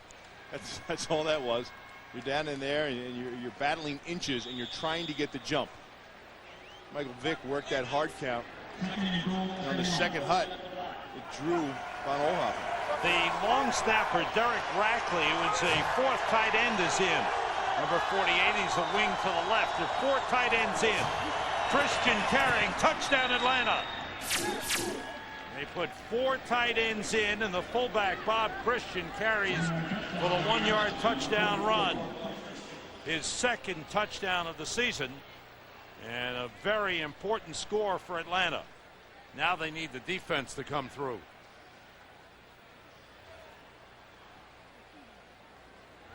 Jay Feely will attempt the extra point. Bob Christian, just a solid, hard-working player, who's really been important to the Falcons. Feely's kick is good. 7:44 remains.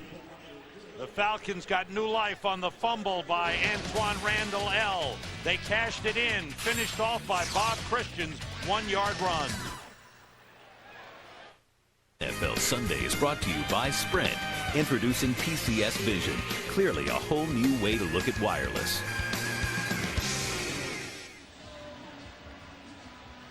Back in Pittsburgh, where the quarterbacks have been featured throughout career day for Tommy Maddox. Michael Vick, no interception. That's amazing with Michael Vick. Only 1 interception all year long. Line drive kick as Pittsburgh was ready for an onside kick. Lee Maas on the return.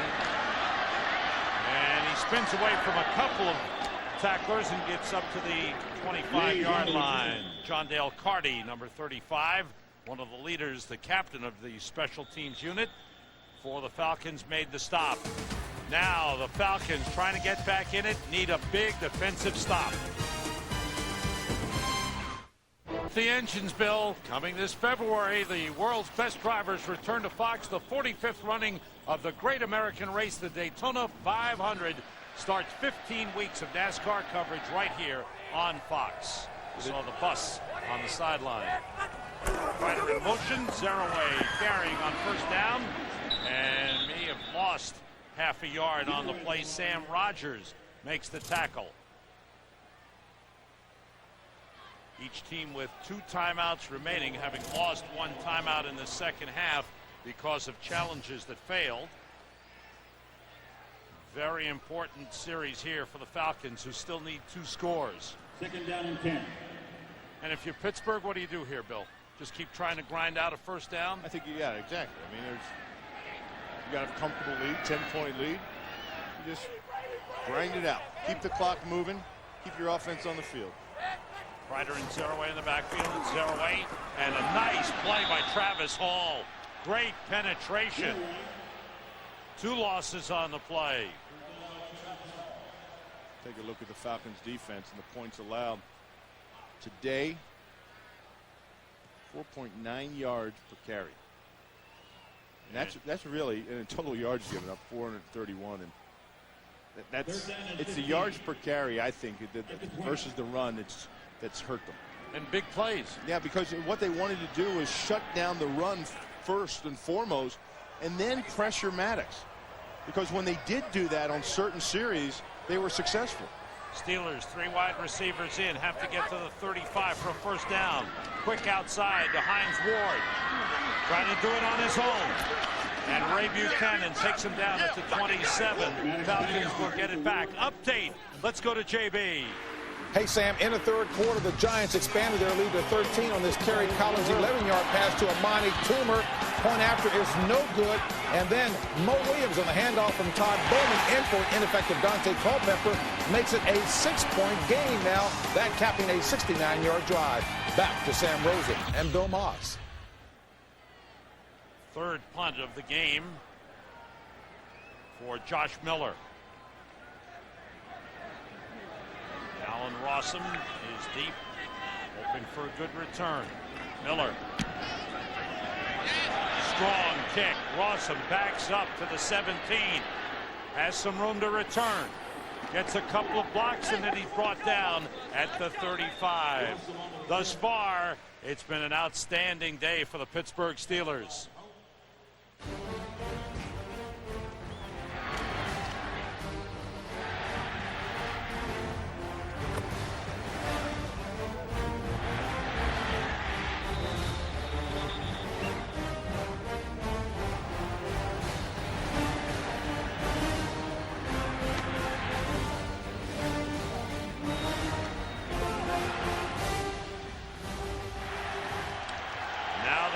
Defense to protect that 10-point lead. Falcons from the 35. 3 wide receivers, 5 defensive backs in for Pittsburgh. Falcons have 2 timeouts remaining. Vick, they blow the play dead, and it'll be against Atlanta. That crowd noise was going, and Bob Whitfield. Snap. Ball start. Offense. Number 70. 5-yard penalty. First down. Just jumped on it a little too early. That crowd noise gets going here, and you know, any team that comes in, you come in and for the left offensive tackle, or the guys outside, that position from the tackles out, it's hard to hear a quarterback's cadence. And Michael Vick is a guy who has a very soft-spoken. You know, he worked with a speech coach throughout the offseason to try to get him. Dan Reeves actually taped him in the huddle calling the plays and made him listen to it. Vick out of the shotgun. And again, they blow the play dead. And again, it's a false start on Atlanta. Prior to the snap, false start. Offense, number 88, 5-yard penalty, first down. This time it's Quentin McCord, one of the wide receivers.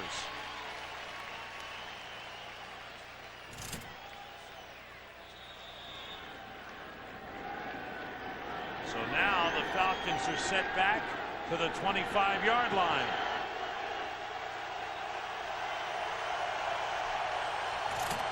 Vick works out of the shotgun. Everybody out. The pass is short to Warwick Dunn. He heads for the sideline. He's out of bounds at the 40-yard line. Clark Higgins chased him out. Pick up a 15 on the play. Clark Higgins is fast. Yes, you know? he is. Not that it should shock me when you look at the Pittsburgh linebackers, how fast they are, but he's a guy that comes in, he's in their dime, and he actually plays like the joker position. They'll have 3 down linemen, and he kind of jumps around where he's going to rush from different positions. But watching him run that down, Warwick Dunn, well, that was pretty impressive. On second down, Vick being rushed, throws, and it's dropped. Algie Crumpler, the tight end. That time it was Joey Porter covering on him. Has Joey Porter not been everywhere? Oh, he's a terrific player. Rushing the passer. He's broken up several passes just today. Some big hits as well as some big pressure. And that play right there that they just had, he just read Mike Vick. He was just sitting back there, and sometimes he was a lurker or a hover guy that they use in the second stage of the defense, and he just waits for Mike Vick to make a move, and then he closes in and runs him down. Have to get to the 45 for a first down. On third down, Vick has time and nobody open. He runs, drops back and tosses it, and they got a flag on the play. He may have been beyond the line of scrimmage when he threw the ball. I think you're right, Sam. There, he's looking down the line of scrimmage. That's exactly what happened. Look at Michael Vick. He's looking down the line of scrimmage right now with the referee saying, I was right here, and there's a line of scrimmage. Now, in order for this to be called, your entire body has to be past the line of scrimmage. Not just a part of your body, not a leg, not an arm. Pass. Offense, number 7. Quarterback went beyond the line, returned behind the line, and threw the football. The line of scrimmage. The down does not count. We will repeat. Third down. The line of scrimmage 5-yard penalty. Is the 40-yard line. I want you to watch Mike Vick. Yeah, he's clearly across and then comes back. Yeah. That's a great call. So the Falcons are set back.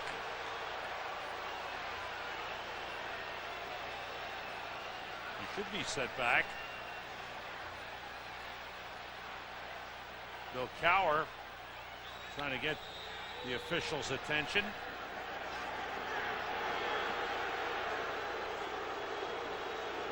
They haven't moved the ball on the penalty.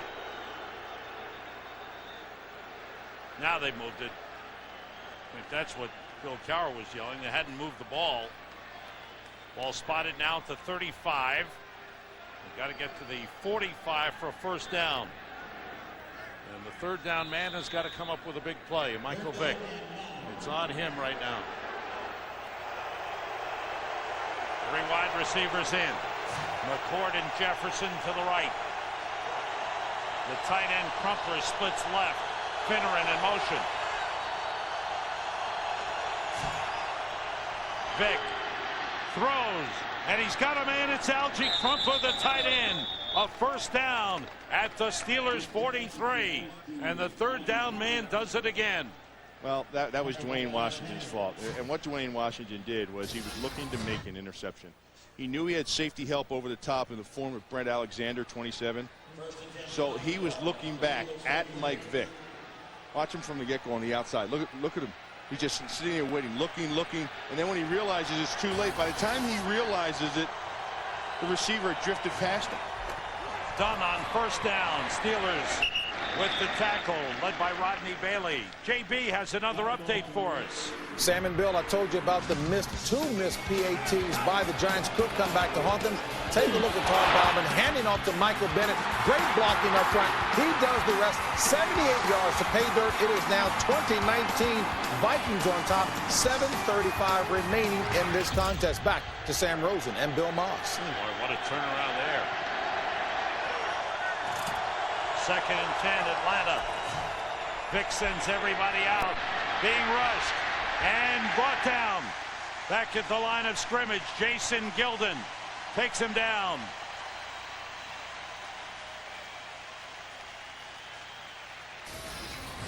Pass rush lanes, that's what you have to take control of when you're playing a Mike Vick. And look at the lanes. When he goes to step up into one, it just closes down on top of them, just like sand. Just like the sand they're playing in.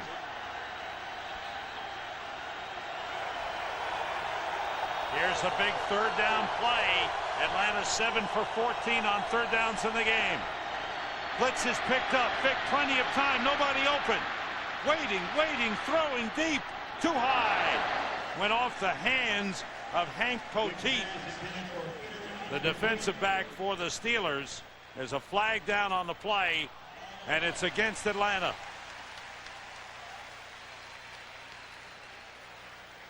One of the things that Bill Cowher talked about, as we heard him talk earlier in the game, one of the things he emphasized all week long to his defensive secondary was stay with the play. Stay after it. Your normal... Personal foul, unnecessary roughness, offense, number 65, 15-yard penalty, 3rd down.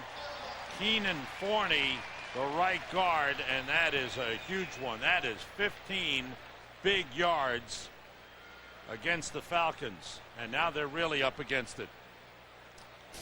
Talking about Bill Cowher.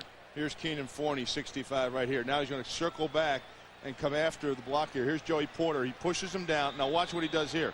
Then he jumps on top of him afterwards. What's he thinking about? Getting beat all day.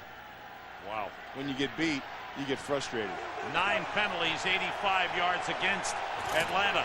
55's been making plays all day long. He's probably tired of seeing it. Here's 3rd down.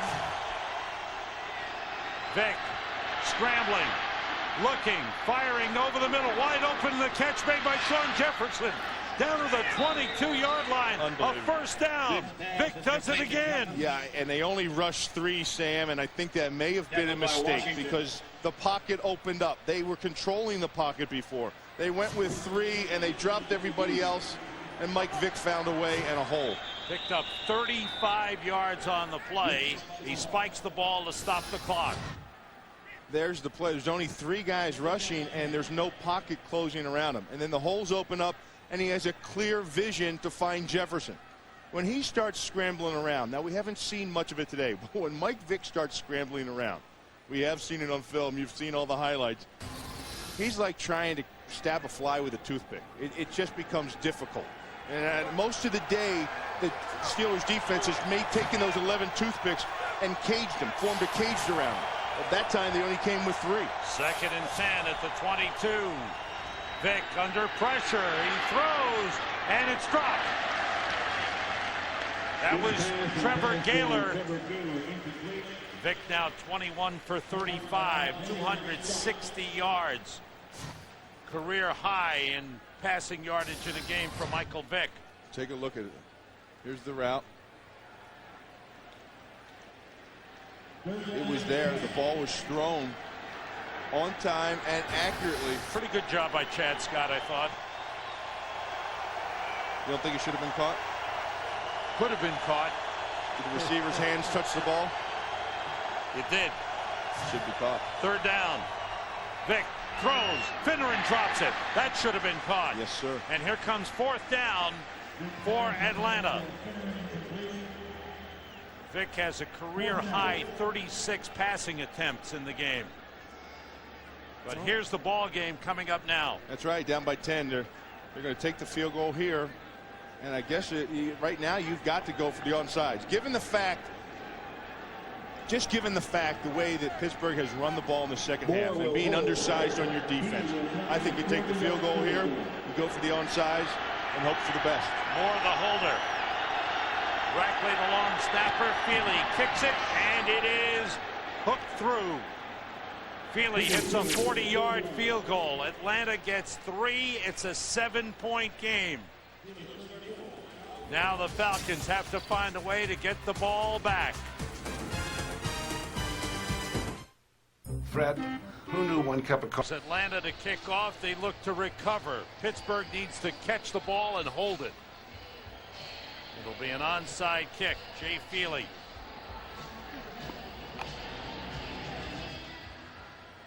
The hands team on for Pittsburgh. Lee Maas is still deep just in case.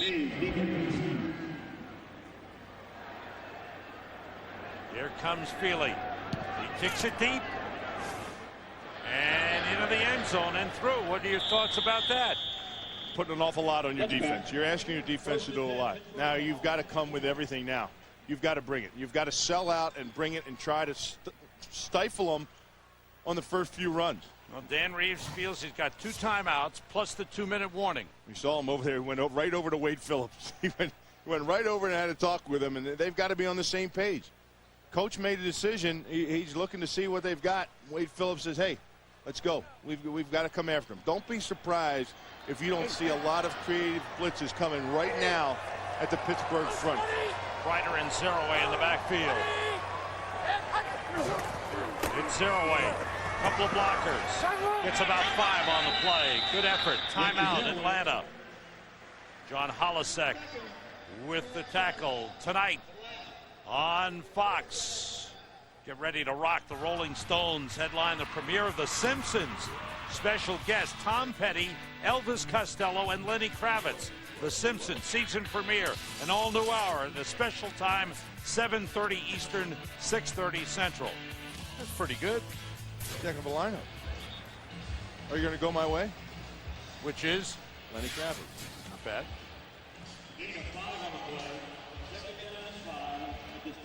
Falcons still have 1 timeout remaining, plus that 2-minute warning coming up. But it's 2nd and 5. That was a good first down pickup by Zeraway.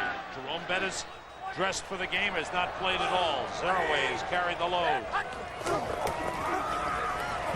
Zeraway gets a couple more yards up to the 27. Holisek makes the tackle. And a quick timeout. And that's the last timeout for Atlanta. And there is some banging going on. Pittsburgh has come out and they've said just what Bill Cowher says. Bill Cowher preaches impose your will on the other team. And they're said they're going to line up and they're going to run the ball. And Atlanta says we're going to line up and we're going to stop it. And Pittsburghers winning the battle. When you create 3rd and 3 on 2 runs, you've won the battle. Zeraway, 26 carries, 84 yards.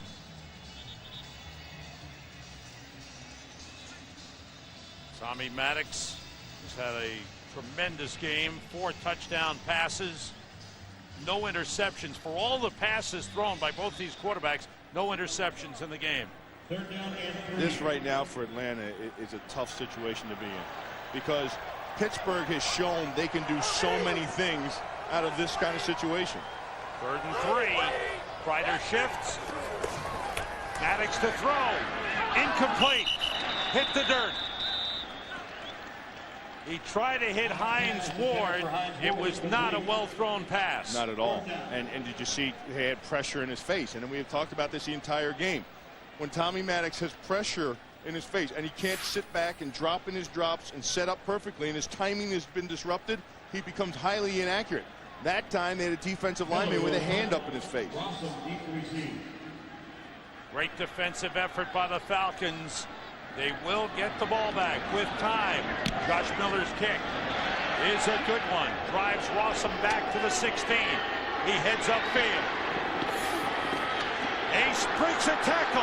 Great return as he's brought down near midfield. On the return. Big return by Allen Rosen. 57-yard punt, 34-yard return. It's the 2-minute warning. Buckle up, Sammy. It's going to get good.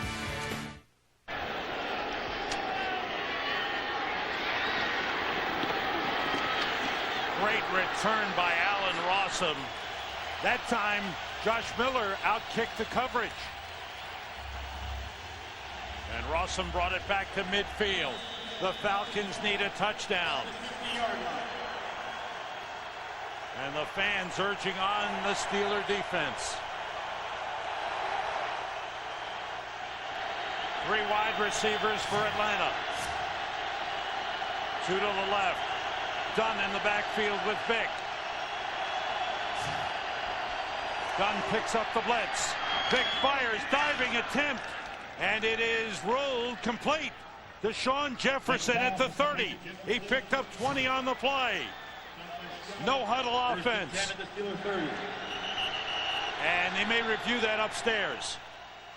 Last 2 minutes of the half or the game. It Play is will a be reviewed. Review. The officials upstairs reviewing it. It was a diving grab by Shawn Jefferson, and now it'll be checked out by referee Terry McCauley. They want to make sure he did indeed make the catch. Take a look. All right.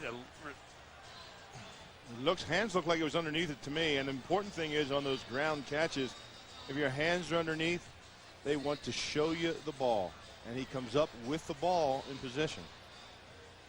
There's a little closer view. Hands look underneath to me on that shot right there.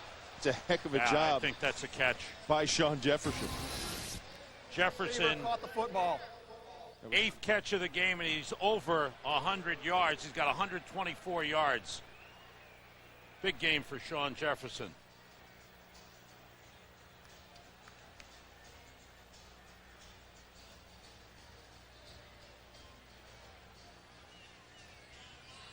Take a look at this. It hits his shoulder pad and ricochets off his shoulder pad initially right down into his hands that are underneath.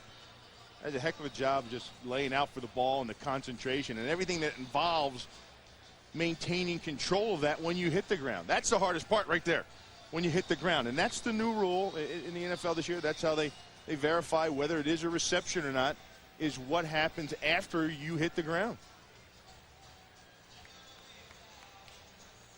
Terry McCauley taking a look.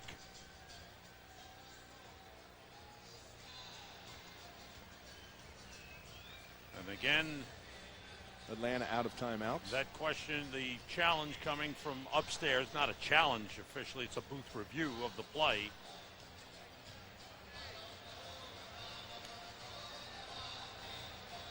The Falcons will be home next week in a very important game, divisional game against the New Orleans Saints.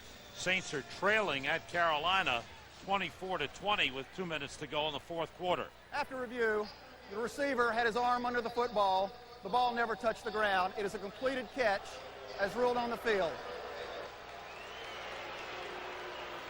So now, first down Atlanta at the Pittsburgh 30. Atlanta out of timeouts. 2 wide receivers left, McCord and Finneran. Jefferson to the right. Vick, short drop to Jefferson. Down at the 22-yard line. Tackle on the play by Chad Scott. 9th catch of the game for Shawn Jefferson. Clock running. On 2nd down. Same formation. Vick, deeper drop, waits, throws to the end zone, incomplete. Trying to get Algie Crumpler, the tight end, it went off his hand. Lee Flowers covering on the play. Sam, 83, Algie Crumpler, he's the receiving of the 2 tight ends, and he's matched up with the dime linebacker, that's Hank Poteet. And what Poteet gives up is size there to Crumpler. But did you see the nice job the safety did? Flowers coming over the top. He was the safety. If Flowers wasn't there, that very well could have been 6. 3rd and 3. Kozlowski is in as a blocker. Vick, nobody open. Scrambling around. Flag on the play. Still going. Looking for room. He's got first down yardage. And he is brought down at the 16. Let's check out the flag. That is what all the fuss is about. Against Pittsburgh. The Falcons will have a first down. Sam, this is what people came to see. This is what everybody in this stands, all the fans and even coaches came to see. Illegal contact, defense, number 20, 5 yards added to the end of the run, first down. So not only is it a first down run, but the Falcons get 5 yards, and they have a first down just outside the 10-yard line. So it's going to be 1st and 10. What happens, Dwayne Washington just makes contact past the 5 yards. The 5 yards allows for your jam and your disruption. Dwayne Washington does it past the 5 yards. Only the 3rd penalty of the game for the Steelers. Crumpler, tight end to the left. Vick, short drop, waits, throws, complete. No, it's dropped. Finneran had it and dropped it. Finneran's strange to me, Bill. There's sometimes he'll make some great grabs, and then he'll drop balls that are easily catchable. Well, you know, he's a guy that last year he was about the 3rd or 4th receiver on the team. He's just worked his way up because he's been there. Last week, for instance, they had a flea flicker to start off the game. Yeah. He was wide open, he dropped it. And he came back in the game and made a great catch down by the goal line for a jump ball. But you're right, Sam. It's been up and down like a roller coaster, and you can't have that. 2nd and 10. Vick gets time. Nobody open. Inside the 10. To the 5. To the goal line. Touchdown! Michael Vick. Another miraculous play as he escapes and takes it in, and the Falcons need an extra point to tie this game. You're shaking your head. You can't believe it, can you? He is absolutely worth the price of admission and more. When you get Michael Vick, you get it all, and a bag of chips and a couple Oreo cookies extra, because he is everything. There's the big point to tie it. Moore the holder. Feely's kick is good. And with 42 seconds remaining in regulation time, the Falcons have come from 17 points down to tie it. Watch Michael Vick. Watch the pass rush lanes. They open up right there, and that's when he takes off. And when he gets in open field and you don't take the angle away from him like they've preached and done for the most part of this game, the field becomes 3 times bigger for the defenders, because you can't catch Mike Vick when he's doing that. Absolutely amazing. Take your shot. Go ahead as you will. He'll make you look like a fool. He'll put a clown suit on you that makes you look like you've never played the game before. 5th rushing touchdown of the season from Michael Vick. What a comeback for the Atlanta Falcons. There was a little over 10 minutes remaining in the 4th quarter. They were down by 17. And they have come back to tie this game. Touchdown, field goal, touchdown.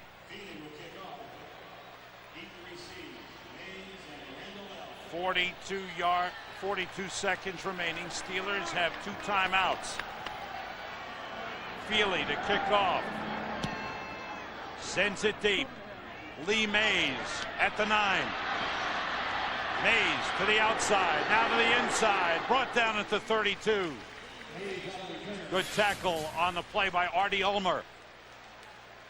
So now the Steelers with 36 seconds remaining in regulation time. Can they move into field goal range for Todd Peterson? Do they have another trick play in their bag of tricks, or have they exhausted them all, Sam? Have they exhausted? We've seen 5 already this game. From the 31, there's Peterson. His long of the season has been 46 yards. Maddox out of the shotgun. 4 wide receivers in. Maddox with time. Short, complete to Burris at the 35. Timeout. They take a timeout with 28 seconds.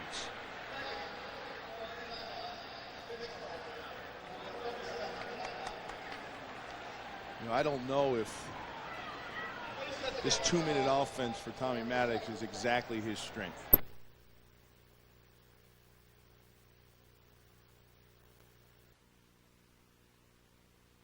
Timeout. Now With no timeouts left for the Steelers, they find themselves in a tough situation. What you have to do is, with 18 seconds left to go, you have time for 2 plays at the most. 6 seconds of play normally. Okay. It takes 12. And then on the second play, you have to have your field goal team down there, wherever you're going to be, all have to be lined up and ready to run out there without any timeouts left. Unless you gather yourself a first down and have time to get down there to down the clock, to down the ball. 4 wide receivers, 3 to the left. Maddox being rushed, steps up, throws deep, and it's tipped away. And a good thing. And a good thing, Sam. That was almost intercepted. Terrence Mathis tipped that ball away and batted that thing down, because I think it was Buchanan that was back there. 34. He was just coming up to intercept it. Keon Carpenter. I'm sorry, that was Carpenter, yeah. 29. Yeah, he was just stepping up. He was looking at the ball, and he was actually closing in on the ball. Mathis broke that up and kept this drive alive. There's 2nd and 10. Steelers at their own 41. With time running out in regulation time. They're out of timeouts. The long pass. What a grab by Hines Ward at the 36. Hines Ward tried to call timeout. They're not going to be able to get it off. No timeouts remaining, and that's it. This game is going to overtime as Tommy Maddox hooking up with Hines Ward, but unable to get one more play. And so, in a great matchup, this one goes to overtime. Good pass. What a grab by Hines Ward.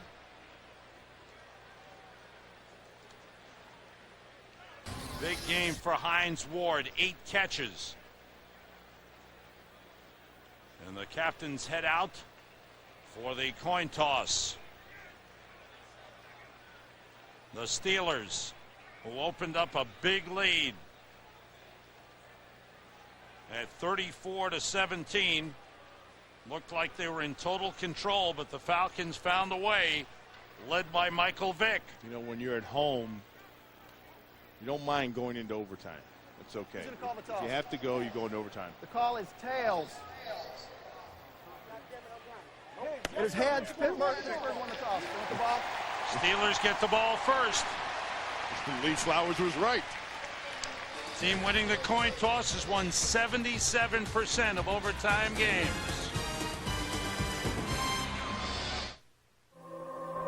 Here in Pittsburgh, where the Atlanta Falcons have rallied in the second half. They were down 17-7 at halftime.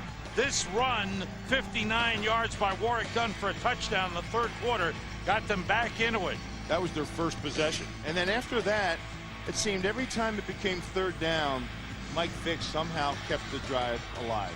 And that was his big scramble today. He only took off scrambling twice. That was his biggest, the one for the touchdown that sent the thing into overtime. But he stayed alive, creating third down and advancing the ball. You know what was a big play? The fumble on the punt by Antoine Randall.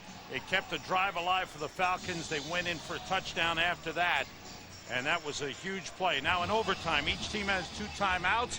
All reviews come from upstairs. Coaches do not have challenges. All reviews come from upstairs. Jay Feely will kick off for Atlanta. Antoine Randall and Lee Mays deep for Pittsburgh. 4-game winning streaks on the line.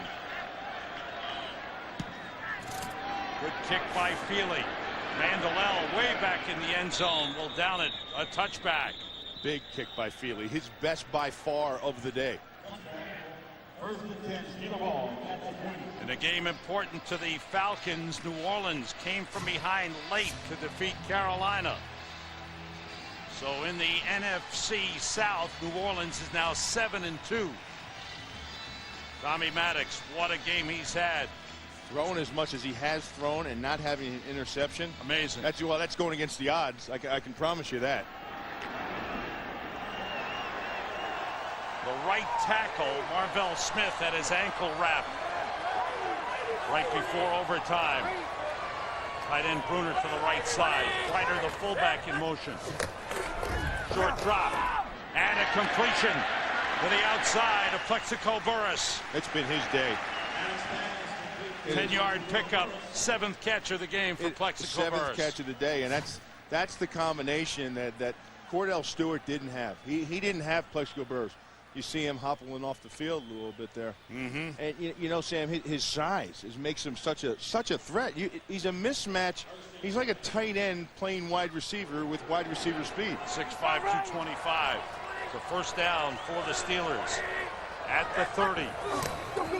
Zeraway takes it outside and doesn't gain anything as the Falcons stretched it out nicely, and Gerald McBurrows took him out of bounds. There with the ball carrier.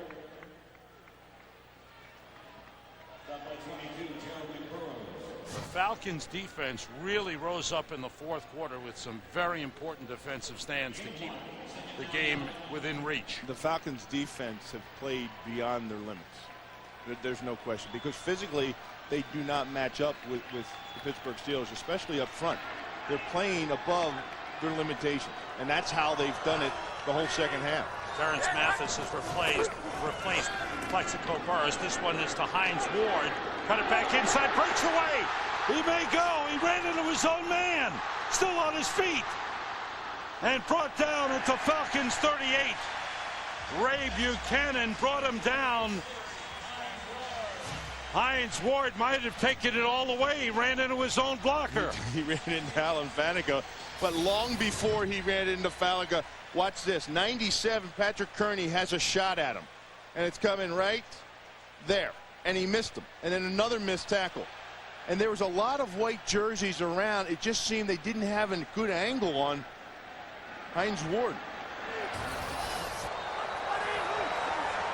It's a 34-yard completion to the 38-yard line. Zeraway dancing through the hole, spinning, and getting down inside the 30.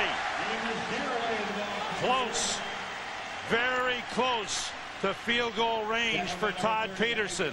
When you talk about Atlanta and how well they played in the fourth quarter, and their size and their undersize and the things that they did, that they really appear tired right now. And that last run on that screen may have been the one that broke them, because they're out there right now, and at the end of the play, watch them. They're sitting on the ground. They're just kind of looking around. Second down just across the 30. Ryder shifts. The pitch to Zeraway. Couple of blockers. And a good job by the Falcons short pickup. Ed Jasper with the tackle. You look at the Falcons. All their hands are on their hips. All the guys in the field, their hands are all on their hips. Sam, look at all the players. Yeah. And that, when your hands are on your hips, they're running out of gas. Yeah, you're sucking troughs. There's no doubt about it. And these guys, look at them all. They're not even in any kind of real formed huddle. They're just kind of out there. When you're that tired, sometimes you're so delirious, you never really actually get into a huddle. You just kind of listen. 3rd and 1. 2 tight ends in for Pittsburgh. Ryder shifts. Zeraway carries. No gain. Chris Draft comes flying in, and it's a loss on the play. This is going to be a 47, maybe a 48-yard field goal try for Todd Peterson. They may be tired, Sam, but that play right there exemplified the heart of that defense. They found somewhere deep down in their fiber. They dug and they found, and they just stuffed that line of scrimmage. I was thinking the same thing, Bill. This will be a little over 48 yards. The holder is Maddox. Mike Schneck is the long snapper, and Atlanta's called timeout. They're going to put him on ice. Peterson's had a history of making the difficult ones, but not at difficult times.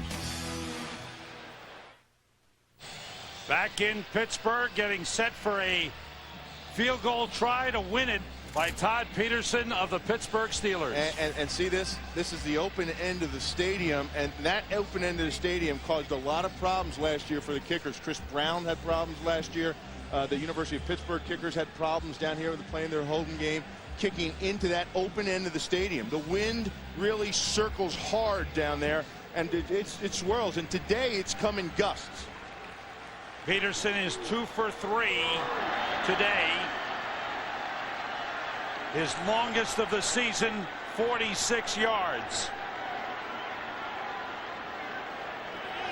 Maddox will hold. This is a 48-yard attempt.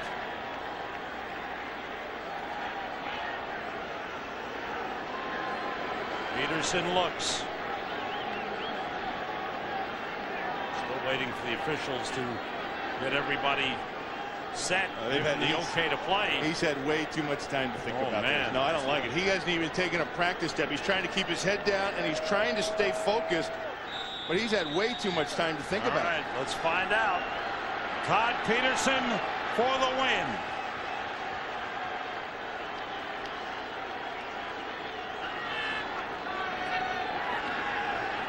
It's blocked. Great push by the Falcons. And the Falcons will get the ball in great field position. What a job by the Atlanta Falcons. They came up with a big play and the big push inside. I got to tell you, Sam, that should never happen. Never. Never. Why? Ever. Why do you say that? Because they're just fundamental mistakes. If you can't line up and block for a field goal, there's not much you can do. They put some tall bodies out there. They even bring in some guys from the offense. Number 86, I think this is Brian Finneran. Watch him come up inside. He's the wide receiver. He's going to get up and get his arms up, and it most certainly does. Finneran, who's 6'5", got up in the air. Great elevation. Hit him, yeah, it didn't even hit the top of his hand. It hit him about the forearm or elbow. So the Falcons will get the ball at the 47. Keon Carpenter, who's the player down, is okay. You can see the reaction of the sideline. Joe DeCamillis to the right of Dan Reeves, special teams coach. He's got to be thrilled. Bill Cowher upset. And Todd Peterson has the big kick blocked. Two things. First of all, the interior gave up too much ground because Atlanta got some push for Finneran to get up. And the other one was Peterson hit it too low. From the 47, the play fake. Vick, plenty of time, going deep. One-on-one Finneran, it's overthrown. Finneran and Dwayne Washington were one-on-one, and Finneran stopped and then went up for the ball, but it was overthrown. Yeah, he had the one-on-one matchup that he wanted with Finneran's size, and I think Finneran was expecting it to come back to it a little bit. You know? He seemed to misjudge it here when he stops. 2nd and 10 for the Falcons at their own 47. They have one timeout.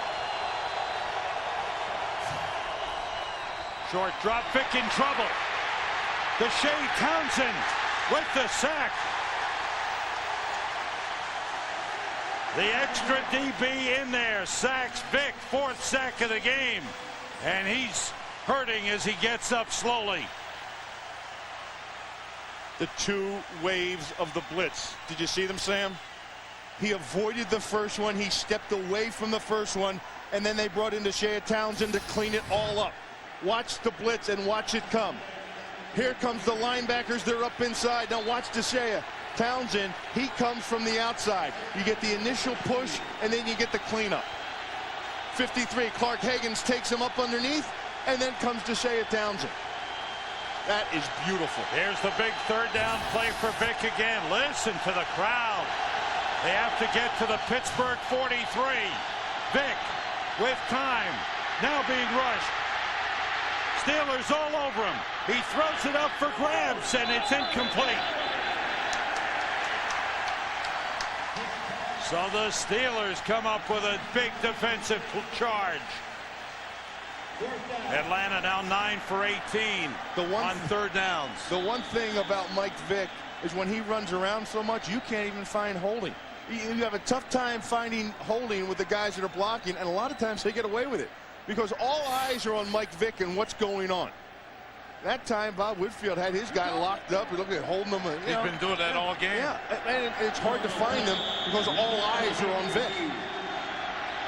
Chris Moore to punt. Antoine Randall is deep. High kick, not too deep. And it was whistled. The play was whistled dead.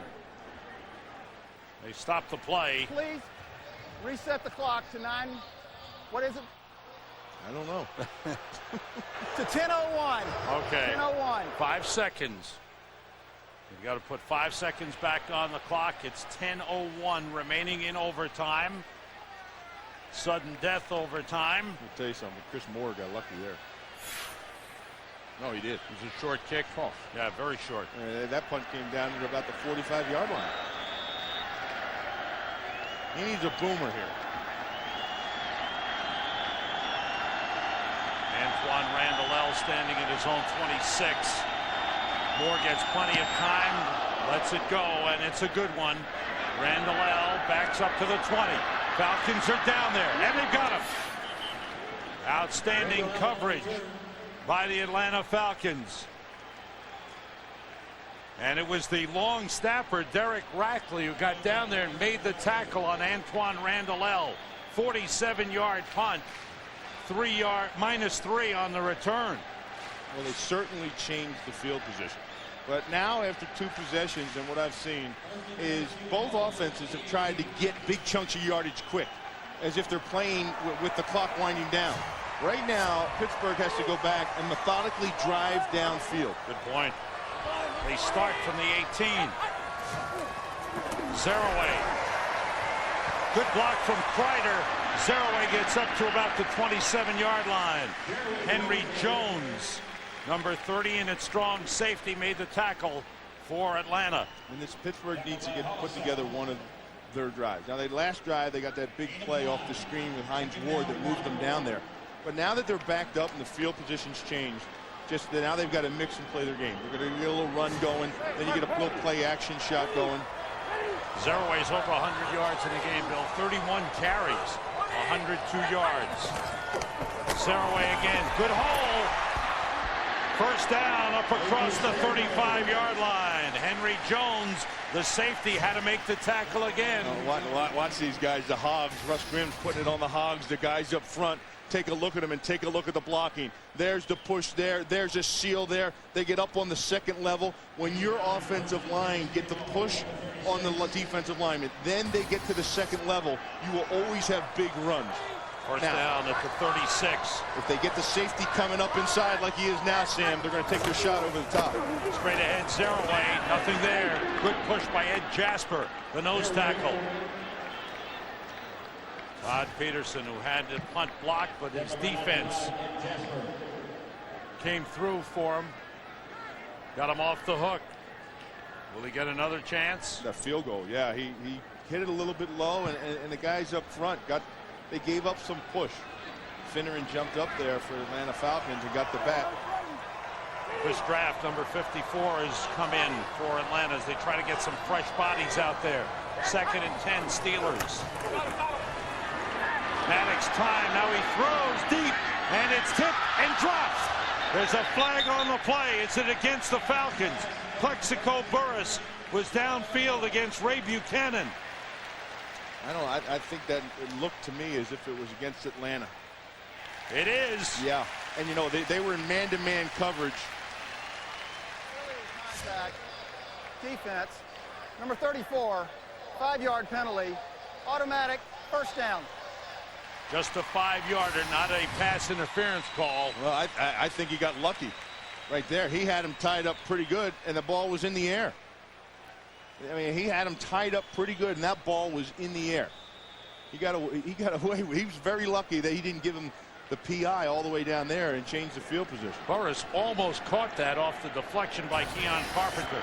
First down, Steelers at the 41. Zeraway gets about 3 on the play. Sam Rogers made the tackle. In overtime, and the Steelers are trying to grind it out on Atlanta here as the clock runs. Ellis Johnson, number 61, is in at nose tackle for Atlanta. We've got Kearney, Johnson, and Brady Smith up front. 3 wide receivers. Zeraway carrying, he slipped. That time there was problem with the surface, with the grass. Kearney made the tackle. And he had a hole, Sam. There was a hole there. I thought so. They had that thing blocked up front pretty good. And this field has been a problem all day. You see guys slipping and sliding, and every time they go to watch the sand come kicking up when the guys run and they cut. That's nothing but sand out there. 4 wide receivers for Pittsburgh. 3rd and 6. Have to get to the Falcons 49 for a first down. Ward in motion. Maddox throws, complete to Plexico Burris, and he's down to the 31-yard line. Rosen brought him down. The Steelers are back in position. Anticipation. Isn't that how it goes? Watch this. This is just a post. That's all that is. And he has good position, great position on Allen Rosen. But who notices it? The ball is thrown before the break. Tommy Maddox anticipates the break as good as anybody in the game right now. What a day for Burris. 8 catches, 202 yards. Zeraway on first down. Down to the 26-yard line of the Falcons. 25-yard pickup on the last reception. Look at the numbers for Plexico Burris. 2 touchdowns, 1 a 62-yarder. He has had a tremendous game. And Hines Ward has had a great game as well. And he's really showed his athleticism, his athletic ability, and his physical prowess out on the field. I mean, just look at his size when he's going against Ray Buchanan, who's 5'9", and Ashley Ambrose, who's just a hair bigger. This guy's 6'5". 2nd and 5, Zeraway bounces it outside. First down inside the 20. Still going. He stepped out of bounds. There's a flag on the play at the 20-yard line. Oh. And they're calling a hold against the Steelers. Wow. Oh, that's a big penalty. I believe they're going to get this on Bruner. 87, when he's outside there. He has his hands tied up. He's got him on John Theory, the defensive end, the outside linebacker, 55, and he tries to get the push. Holding, offense, number 87, 10-yard penalty, 2nd down. Bruner, pretty good block. He's going to get tied up right here. See his hands inside, he slips. Now watch him get his hands inside, and he tries to finish this thing off, and right there, he couldn't turn him around. Look at this, Bill. Jerome Bettis, here in overtime, makes his first appearance of the game. He hasn't been warmed up. He hasn't run. He's in there for deception, and they're going to throw the ball. Fans notice it. He's been out with a knee injury, but the bus has turned on the motor and come into the game. I would be very surprised if they hand him the ball. I really would. He's had the knee. They aspirated it on Friday, and he's been standing around for the better part of more than 3 hours, and he hasn't stayed warm at all. He hasn't been warming up. 2nd down at the 33-yard line. He goes out. The pass is dropped. Hines Ward, who has been so sure-handed in this game, dropped that one. Brings up a big 3rd down play. Right now, it would be a 51-yard attempt if Pittsburgh wanted to attempt a field goal. They have to get to the 21-yard line for a first down. Bettis comes out. Veron Haynes has come in. Haynes, the rookie out of Georgia. Kreider is in the backfield as Maddox works out of the shotgun. 3 wide receivers. Maddox throwing for Burris, overthrows way too high, and now here's a big decision for Bill Cowher. And let's see. I think you punt. I really do. I think you punt it. I think you try to take a delay a game and you back your punter up and you play the field position. Try to have him down it inside. You've got one of the best defenses in all of the NFL.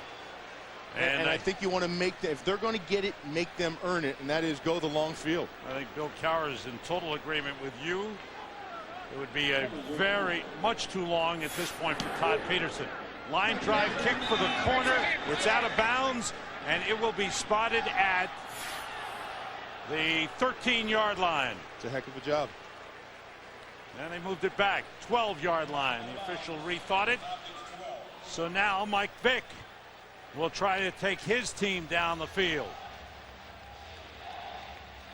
Field position in favor of Pittsburgh. The Falcons start from their own 12. What a game this has been. Two teams who turn their seasons around with 4-game winning streaks, both 5-3. Pittsburgh sitting on top of the AFC North. Atlanta trying to stay in the hunt in the NFC South. New Orleans has won today over Carolina, 34-24.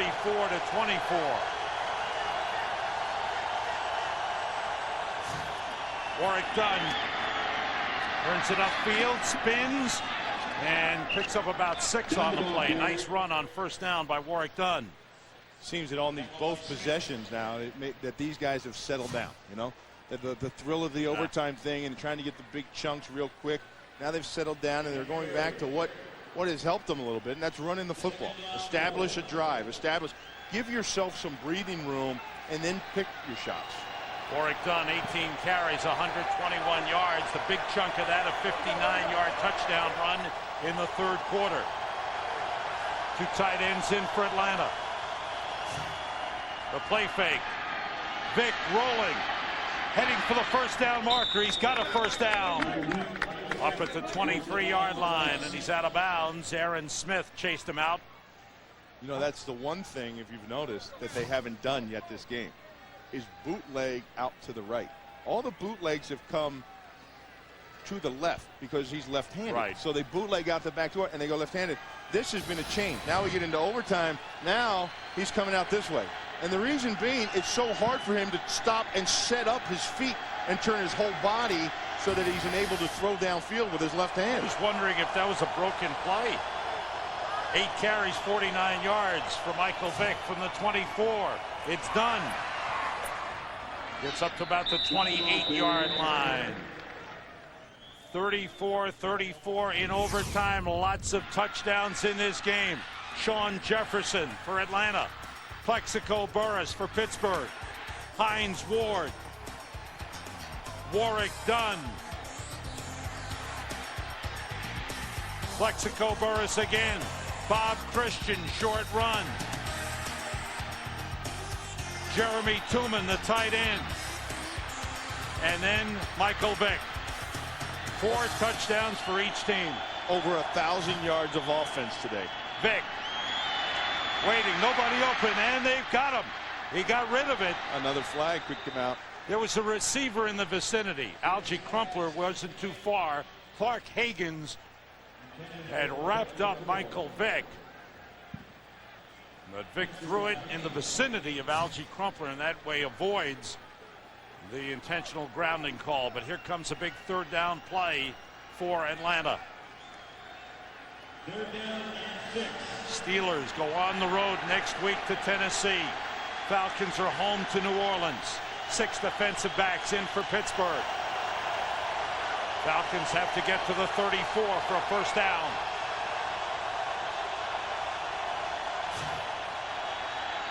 Vick, the Finneran, and it's incomplete, almost intercepted. Snap, delay of game, offense, 5-yard penalty, third down. So it's no play. The delay of game call against Atlanta. Been a long day for Mike Vick. He's tried to do so many things. He's had to contend with this Blitzburgh defense. He's trying to manage the clock and the game and try to get things going. He's had to convert almost all third downs by himself, and he's been taking a beating. Has to get to the 34 for a first down. Blitz coming. It's picked up. Vick throws too high for Crumpler. And the Falcons forced to punt. Just under 3 minutes to go in overtime. Here's the 2 waves of blitz that they come. Hank Poteet first, and right behind him Flowers. 2 waves of a blitz that they've been coming at Mike Vick with all day.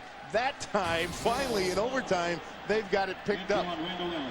Vick 23 for 44, 287 yards, and 1 touchdown. Chris Moore gets the punt away. Good high punt. Antoine Randall backs up at the 25. I think he was down. Yep. He was hit, and he had the right knee down. 52-yard punt. You like this stuff? There's more of it next week on Fox. Some great matchups. It all begins with the best pregame show there is. Saints and Falcons in Atlanta. Other regional games. Late game, 49ers and Chargers. It's coming up, NFL on Fox next week. You and I stay right here in the state of Pennsylvania, just the other end. Well, I have to leave, but I'll come back. You too. You promise? Yes. Yeah, we'll be back. We'll be down in Philadelphia. Garcia and Breeze. Philadelphia was beaten by Indianapolis at home. Out of the shotgun. Pass is complete to Hines Ward up the 29-yard line. 10th catch of the game for Hines Ward. Tommy Maddox is now over 400 yards passing. Without an interception. That's amazing. Both guys. Vick hasn't thrown an interception either. It really defies the odds. And you have to wonder how far can you press the envelope. They've done a great job, though, of creating matchups, Pittsburgh. And if you just look, most of the balls have gone to the matchup guy. Today, it's been Plexico Burress. 4 wide receivers for Pittsburgh. Maddox out of the shotgun. With Zeraway in the backfield. Maddox throws and completes to Hines Ward. Shook the tackle of Kevin Mathis. Got up to the 44-yard line. Take a look at this. You're creating separation. Hines Ward, he's the master of it. Here he is trailing on this trail route. He gets inside, turns around, and comes back out. See that 2 yards of separation he gets on Mathis? That's by taking it into him in a trail route position. He's trailing Plaxico Burress, takes it into the defender, and then circles back out. 15-yard pickup to the 44-yard line. We have reached the 2-minute warning in overtime. What a game this has been. If you joined us late, this has been a game back and forth. Tremendous heart and effort on both sides. Atlanta was down at halftime 17-7. They got to within 17-14, fell behind 34-17 with just over 10 minutes to go in the fourth quarter and came back to tie the game. Do you know what's been amazing? And you're going to think I'm nuts if you just joined us and you heard this, but you look at the points. You're almost looking at 70 total points today and 1,000 yards of offense. And I'm going to tell you, it's been a defensive battle. It really has. You know, you think, well, how can you say all those points, all those yards? How can you sure? Right, it had, Sam, we're in overtime. There's 2 minutes you're left. You're going to run it out, and no one's even been able to score a point yet. And it's been like that through the game. Great defense. They keep them down. Then all of a sudden something breaks. The defense is actually, both defenses have played so hard that when something breaks, it opens up, and that's where the points came from. The 422 yards of passing by Tommy Maddox is the second highest total in the league this season. Drew Bledsoe threw for 463 yards at Minnesota, second week of the season. 4 touchdown passes thrown by Tommy Maddox. And Tommy Maddox is the blue light special. He is. You know, attention shoppers, go over to the blue light special where you go to see the blue light is going. You can pick up Tommy Maddox. I think he's making minimum salary, veteran minimum, about $525. Might cost about $600 against your cap this year. A man who was selling insurance has found new life on the football field. First down at the 44. 4 wide receivers in. Maddox throws, and it's intercepted. Kevin Mathis with the pick is out of bounds at the Pittsburgh 44-yard line. There's the first interception, and you said it, Bill. They were defying the odds, and they finally picked them off. You were defying the odds, and I didn't know how much you wanted to continue to push that envelope, but watch Kevin Maas on this catch. Look at him concentrate all the way till he hits the ground, and what a job he does by keeping the ball off the ground. You throw the ball this many times and not have an interception, you're defying logic, you're defying the odds, and you're really pushing it if you think you can continue to do that. And I go back to say the blue light special didn't work out that time. You know, sometimes the blue light special has a chink in it, and that's why it's on the reduction rack, but that was more of a great play by Kevin Maas. Now Atlanta with a chance. One timeout remaining. Vick, deep drop, waiting, throwing deep down the field, and it is knocked down, almost intercepted by Lee Flowers. Oh my goodness. A pass intended for Quentin McCord. How would you like to have been Lee Flowers right there? You're running down there with Quentin McCord. Look at this. This is it. He's running. He knows the ball's coming. He knows the game's on the line, and he has nobody behind him. And he just throws his arm out there at the last second and bats that thing away. There's been some great defensive plays this entire game. And the strategy that Pittsburgh came in with at first to contain Mike Vick worked for the first half. Second time, Vick is trying to go deep on first down in overtime. 3 wide receivers in. Vick sends everybody out, throws, and completes it to McCord at the 38-yard line. First catch of the game for Quentin McCord. Jay Feely standing by. His long of the season, 52 yards. But he's been predominantly an indoor kicker. In the dome. Here's third down. Have to get to the 34 for a first down. Clock running. In overtime, out of the shotgun. Here comes the blitz. They pick it up. Vick runs. They got him short of the first down. Joey Porter again. Joey Porter was the lurker, the hoverer, the spy, whatever you want to call it. Now, what do you do if you're Atlanta? 40 seconds remaining. It would be a 55-yard attempt. I think you got to take the delay and go back up and punt it again. Put it on your defense one more time. But there's no time left, Bill. There's no time. They're letting the clock run down. They're letting it run down right now. They're letting it run, so that tells you what they're going to do. Line up and kick away. Clock winding down. Bob Whitfield, the captain, standing next to the official. And now, Atlanta. Last timeout used by the Falcons. 8 seconds remaining. So Jay Feely will come onto the field and attempt a 55-yard field goal. His career long is 55 yards. He won the game indoors against New Orleans. A game-winning field goal, but again indoors. His season long was the game at Green Bay. 52 yards. This will be beyond 55. It may be 56. They're looking for a good spot, and he's right around the 46-yard line. I want you to, if he gets a good plant, that's going to be the thing here. And this field has been rough all day. People slipping. And when you're kicking a 56-yarder, you're really putting a lot of weight and momentum on the plant foot. Chris Moore holds. Derek Rackley, the snapper. 56-yard attempt on the way and blocked. Timeout. 1 second remaining. This is going to end in a tie. First tie since 1997. So Peterson had one blocked in overtime. Feely has it blocked. James Barrier comes up with a big play here.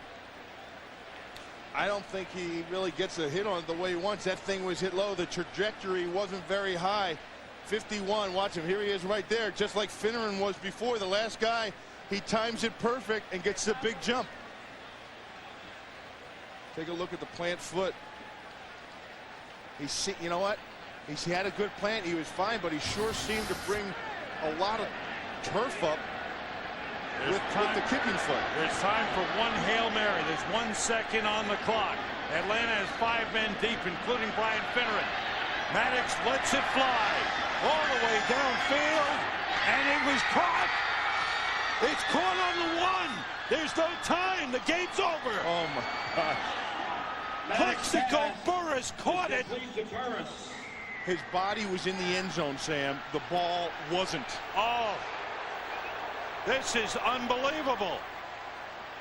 Now, they may review this. Plexico Burress caught this ball.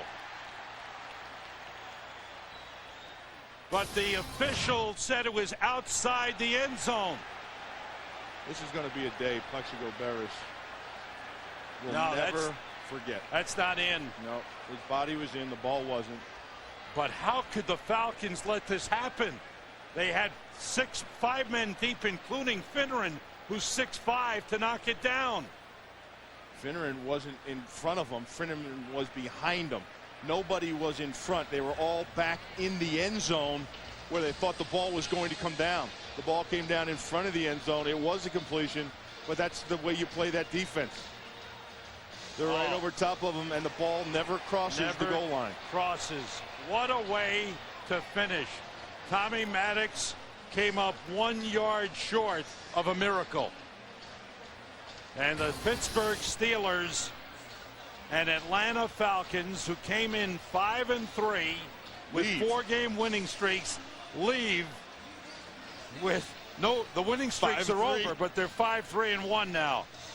What an unbelievable game. And the exciting stars performed at the highest level. Michael Vick, Plexico Burress, Tommy Maddox did a great job. Over 400 yards passing. Terry McCauley with a final word for this game. After review, the receiver caught the football and landed short of the goal line. The game is over. Do you think it's a game of inches, Sam? It certainly is. But what a game it is. You can't get better than this.